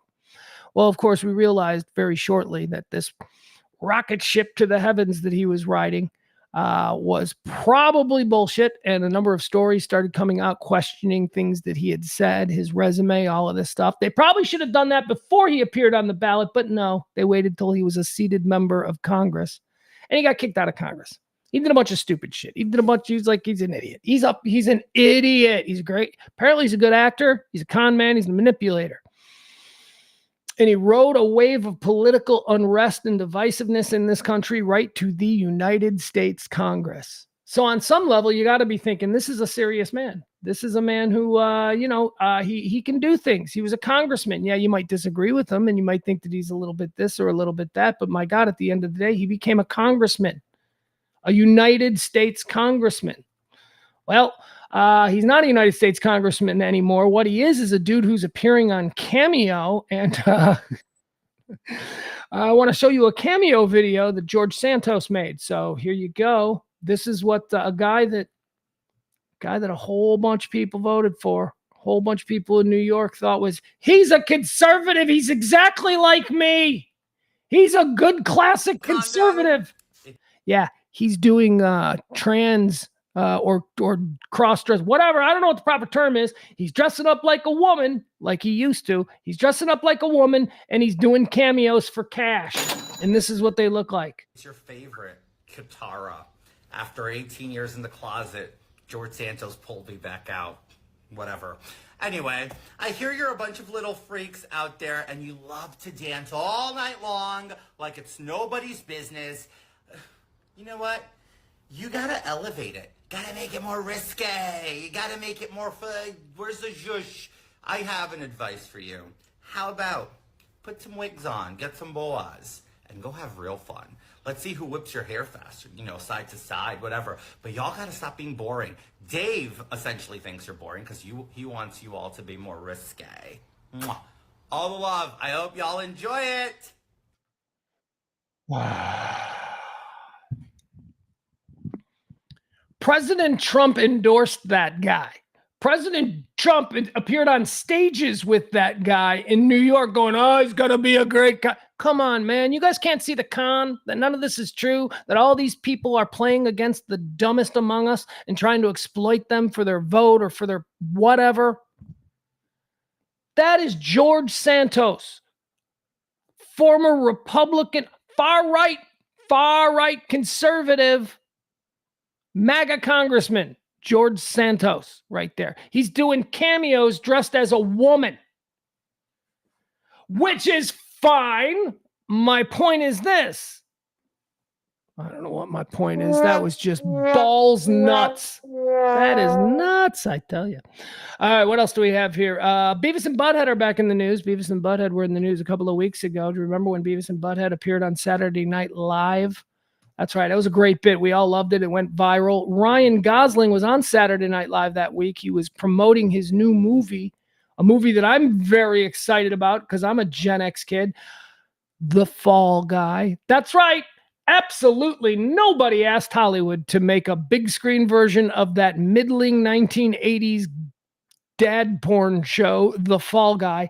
Yet here we are, Ryan Gosling starring in The Fall Guy, Colt Seaver himself. I mean, I like The Fall Guy. The Fall Guy was cool.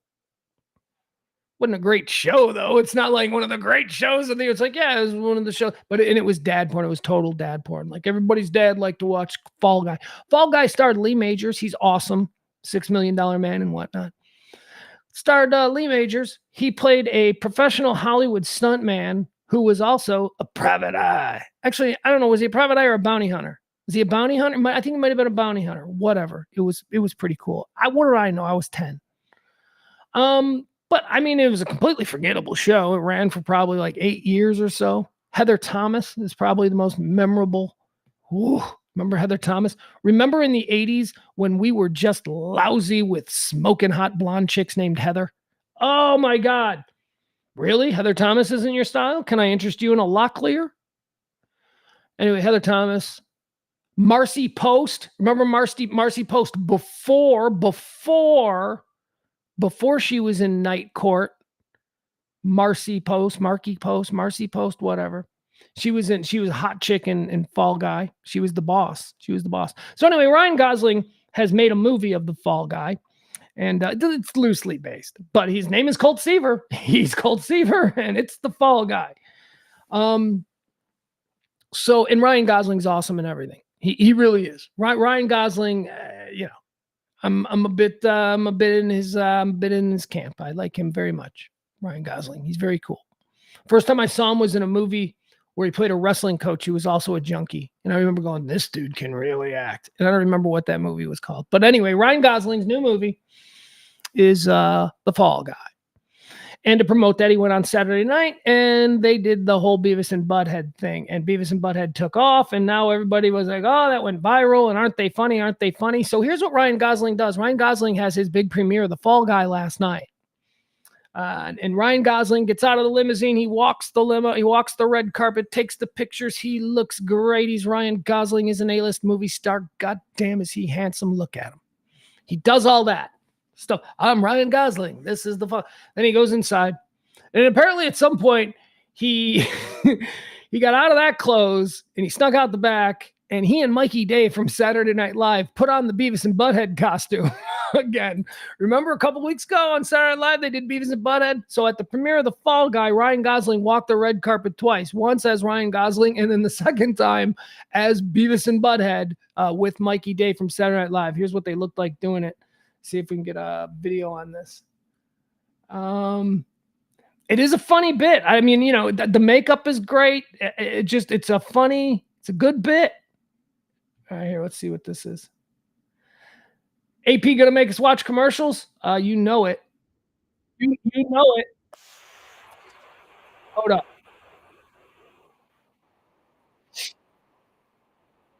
Making us watch a stupid commercial. All right, T-Mobile, thank you. Look at him.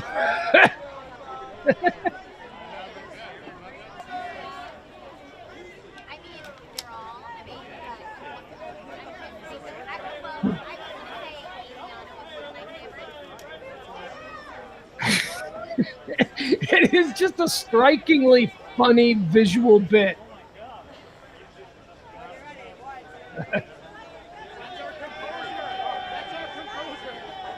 All right, there you have it. There you go. The premiere of The Fall Guy.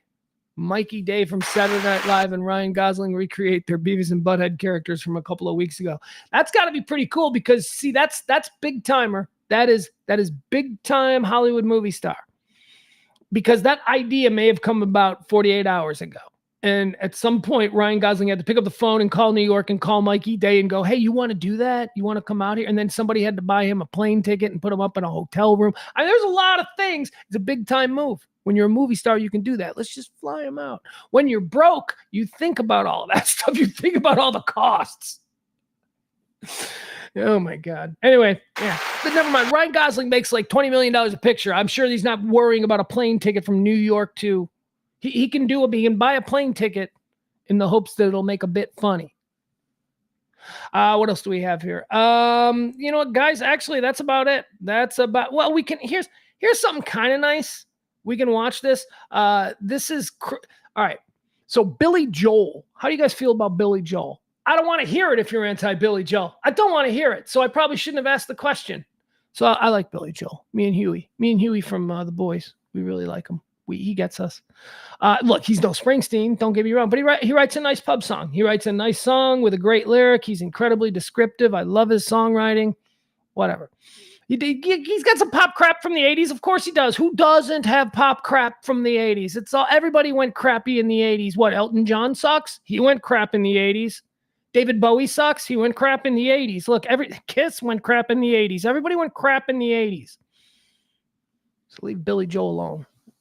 Anyway, my point is this. Billy Joel is having a bit of a resurgence. I don't know. Didn't they do some big CBS live concert the other day from Madison Square Garden, which is weird. Like network TV just said, hey, it's 8:00. Here's a Billy Joel concert.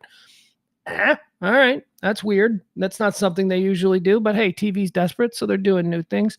I thought this was interesting. We could watch this. This is just really, it wasn't really a story. This is in my extras. And since we're a little bit early, this is Christy Brinkley. Okay. This is why it's interesting because one, Christy Brinkley's like 80 years old and you'd still sleep with her. Yeah, you would. I promise that you would. Okay. Yeah, we'll do it like this. Can I not make it any, I guess I can't make it any bigger. Ugh, hold up. Hold on. We'll try. I hate using Instagram stuff. I just hate it. Sign in. Now I got to sign in. All right. Is this it? Yikes. All right. Never mind. Yeah, I guess we'll just look at it this way. All right. So Billy Joel and Christy Brinkley were famously married. They have a daughter together, Alexa Ray. Christy Brinkley, like I said, is 80 and she's still gorgeous. And, you know, he's like 95 and he still looks like, you know, a catcher's mitt. That's what he always looked like. They divorced. And if I remember correctly, their divorce was kind of contentious. Like it was kind of ugly. Like she ran off with some other guy. So anyway, Billy Joel's doing this concert at Madison Square Garden and Christy Brinkley's there. She's there because their daughter, Alexa Joel, is, well, I shouldn't say that's why she's there, but one of the reasons why she may be there is because her daughter, Alexa, is one of the singers in Billy's band. So, of course, she would go see her daughter. But holy crap, she is like, I don't know if she's drunk. I hope she's drunk. That's fun. Oh, my God. Could you imagine a 65-year-old smoking hot Christy Brinkley drunk? Oh, God. So fun. Anyway. She's at the concert of her ex-husband and her daughter, and I don't know, she was just filming videos. So let's watch what Christy Brinkley's life is like now, as she's like 105 years old, and you'd still sleep with her.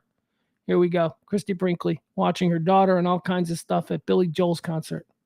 No, you son of a bitch. Really? You're not going to work now? Oh, boy. Here we go.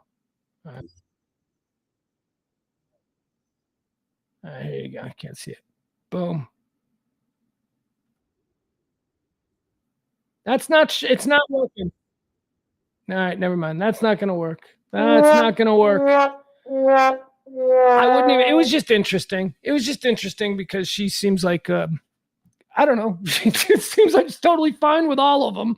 And she's having fun and she's a little tipsy and she's really, really beautiful. Still, Christy Brinkley. Still really, really beautiful. And she just seems a little drunk. And that's kind of sexy and kind of funny. Anyway, that's it, guys. I think we are out of show for today. I would love... What's going on here? Adam says, the sketch was funny, but it was made epic by the costume department. Oh, Adam's talking about the Beavis and Butthead? Sure. Yeah, I wouldn't disagree with that. The sketch itself was not funny. It was not... There was nothing funny outside of the fact that this was a wrench in the gears. That's a wrench in the gear comedic device.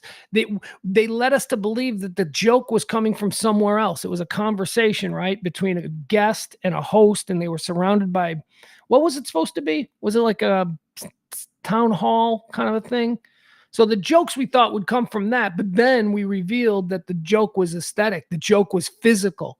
And yeah, the costume department, man, they crushed it because the minute...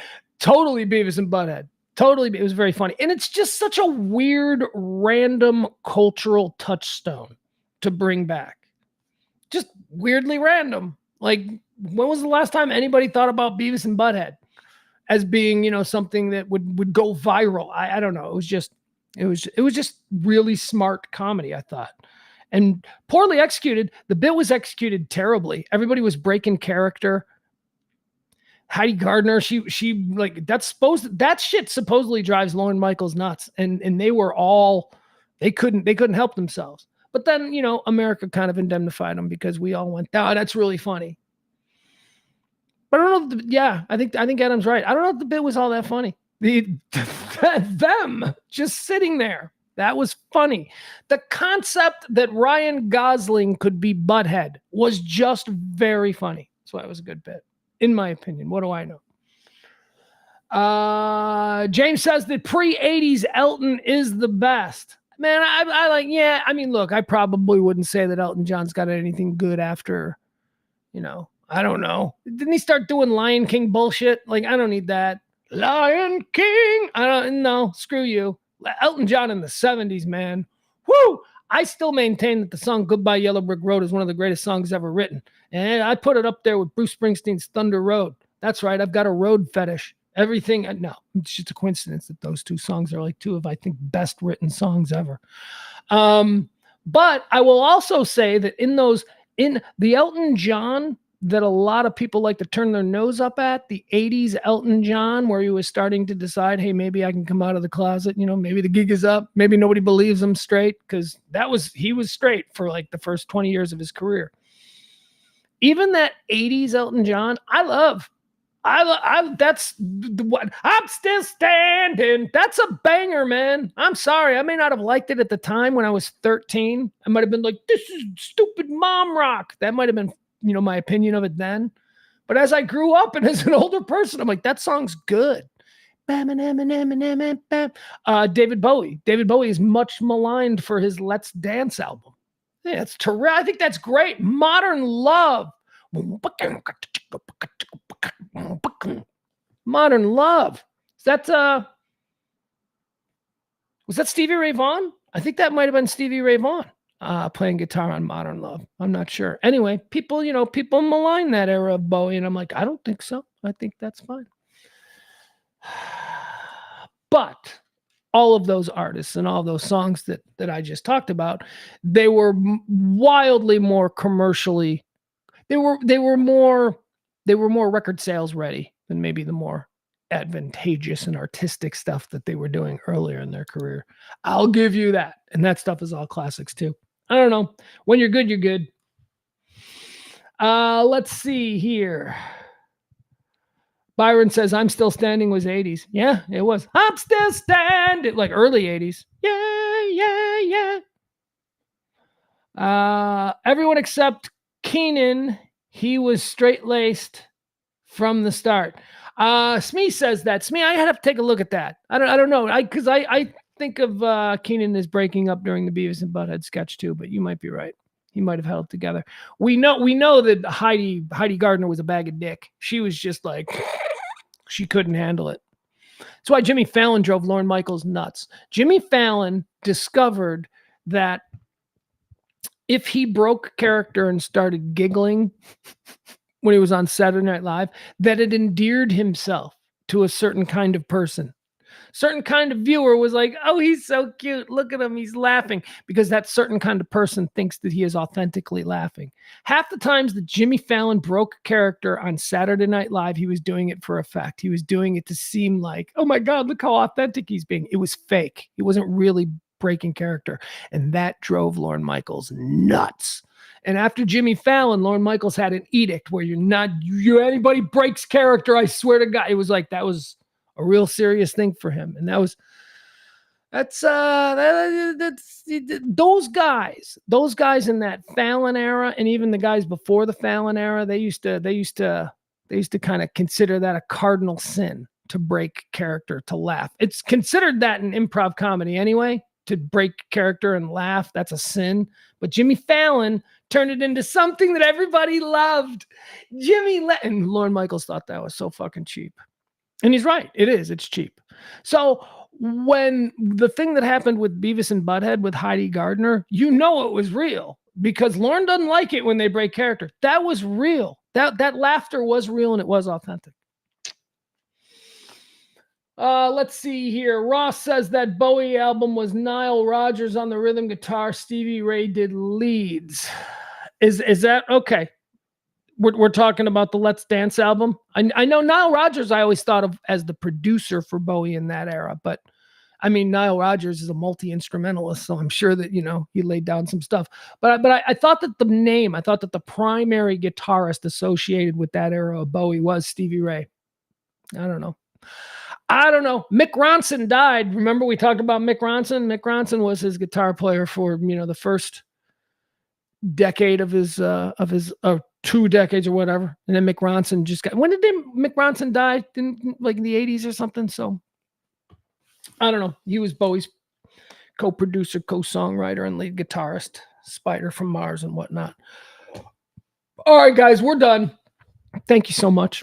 Appreciate you hanging out with me today. We'll be back tomorrow for more. We do this every day, Monday through Friday. It is a 2-hour stream of consciousness of me telling you all about the world, current events, hot takes, hot topics, all of that covered, as we say, every Monday through Friday at 12 p.m. Thank you so much to our executive producers today. We've got, of course, the Lady Leslie and Lord Byron. Thank you to both of you. They were the big tippers yesterday. If you want to support this kind of talk radio that has been going on for 3 years now, saying the quiet part out loud since 2021, drop a little something if you could into our tip jar on your way out. That would go a long way to ensuring that we will continue on for the next month. I know we're supposed to be doing the pledge drive. I told you, not feeling really great. Don't feel like I can push for pledges. Just kind of want things to settle down. It's been a very stressful time for me. Got my kid's birthday coming up. Oh, God. No, that's great. I should know. Wait a second. That's awesome. It's just, I got to come up with something to do. What are you going to do? Stressed out about that. Although I shouldn't be because I'm being fair. My kid is the best. My kid is just, so if we just hang out, hang out and watch TV together, like my kid's like, no, that's all I really want to do.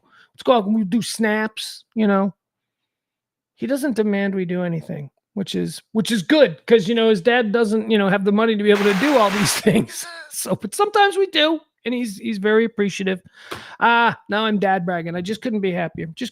With that little guy. Hope you guys have the same experience with your kids. All right. Love you all. Tip the show if you can. Cash App, Venmo is the preferred method. If not, we'll see you tomorrow. Thinking about doing this tonight, guys. Follow, subscribe, all of this stuff today. If we've got more craziness going on with the college campuses, I might do a live stream. I almost did a live stream last night.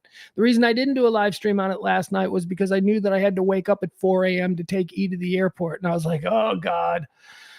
So I took my sleep stuff, which is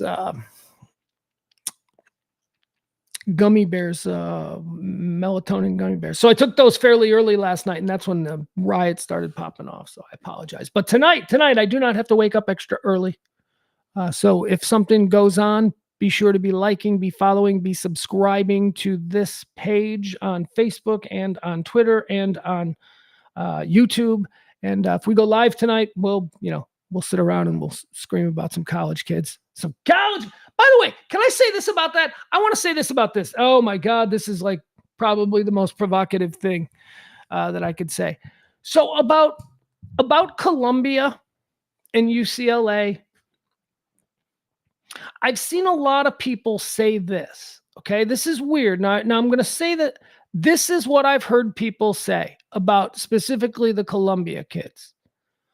Just a bunch of white, pampered, rich kids.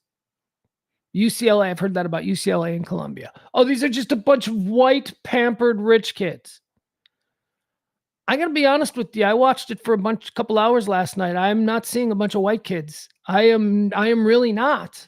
And that again, this is not a racial statement. This is just me saying what the TV cameras, the raw footage is showing me.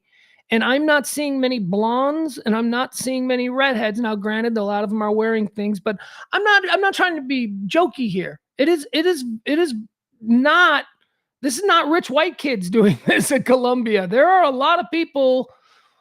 There are a lot of people who do not look like their ancestors come from the European Caucasus regions, is all I'm saying. So that's sort of a weird narrative that I've heard going around, that this is the pampered suburban millennial, not even millennial at this point, Gen Z. This is the pampered, that whole thing. And I'm like, no, man, I don't know. I'm looking at a whole bunch of people. This does not seem to be, something from the suburbs, a bunch of bored kids in the suburbs. I thought that was interesting. Look, all I can say is just look, watch the raw footage and look at the faces and go, does this match the narrative that these are all just spoiled, pampered, rich white kids? It doesn't, not to me, but we'll see tonight. I don't know. And that doesn't matter. Again, it's not like, well, see, it's because I'm not making it a statement it's an observation. It's a media observation. I always try to tell you, don't be manipulated by the shit you hear on cable news, because they've all got an agenda. Everybody's got an agenda. They will use particles of the truth to get your attention, but then their agenda will kick in. And then you'll get a little bit of truth, but then you'll get the way they feel about it. And why do they feel that way? I don't know. That depends on who's paying them. That depends on who owns the company that pays them the big $1 million paycheck. So when I push back against that narrative, it's not me saying, see, the white kids are the good ones. That's not what I'm saying. What I'm saying is that there seems to be a weird narrative out there that these are all a bunch of white, pampered, rich kids. And that's not what I'm seeing.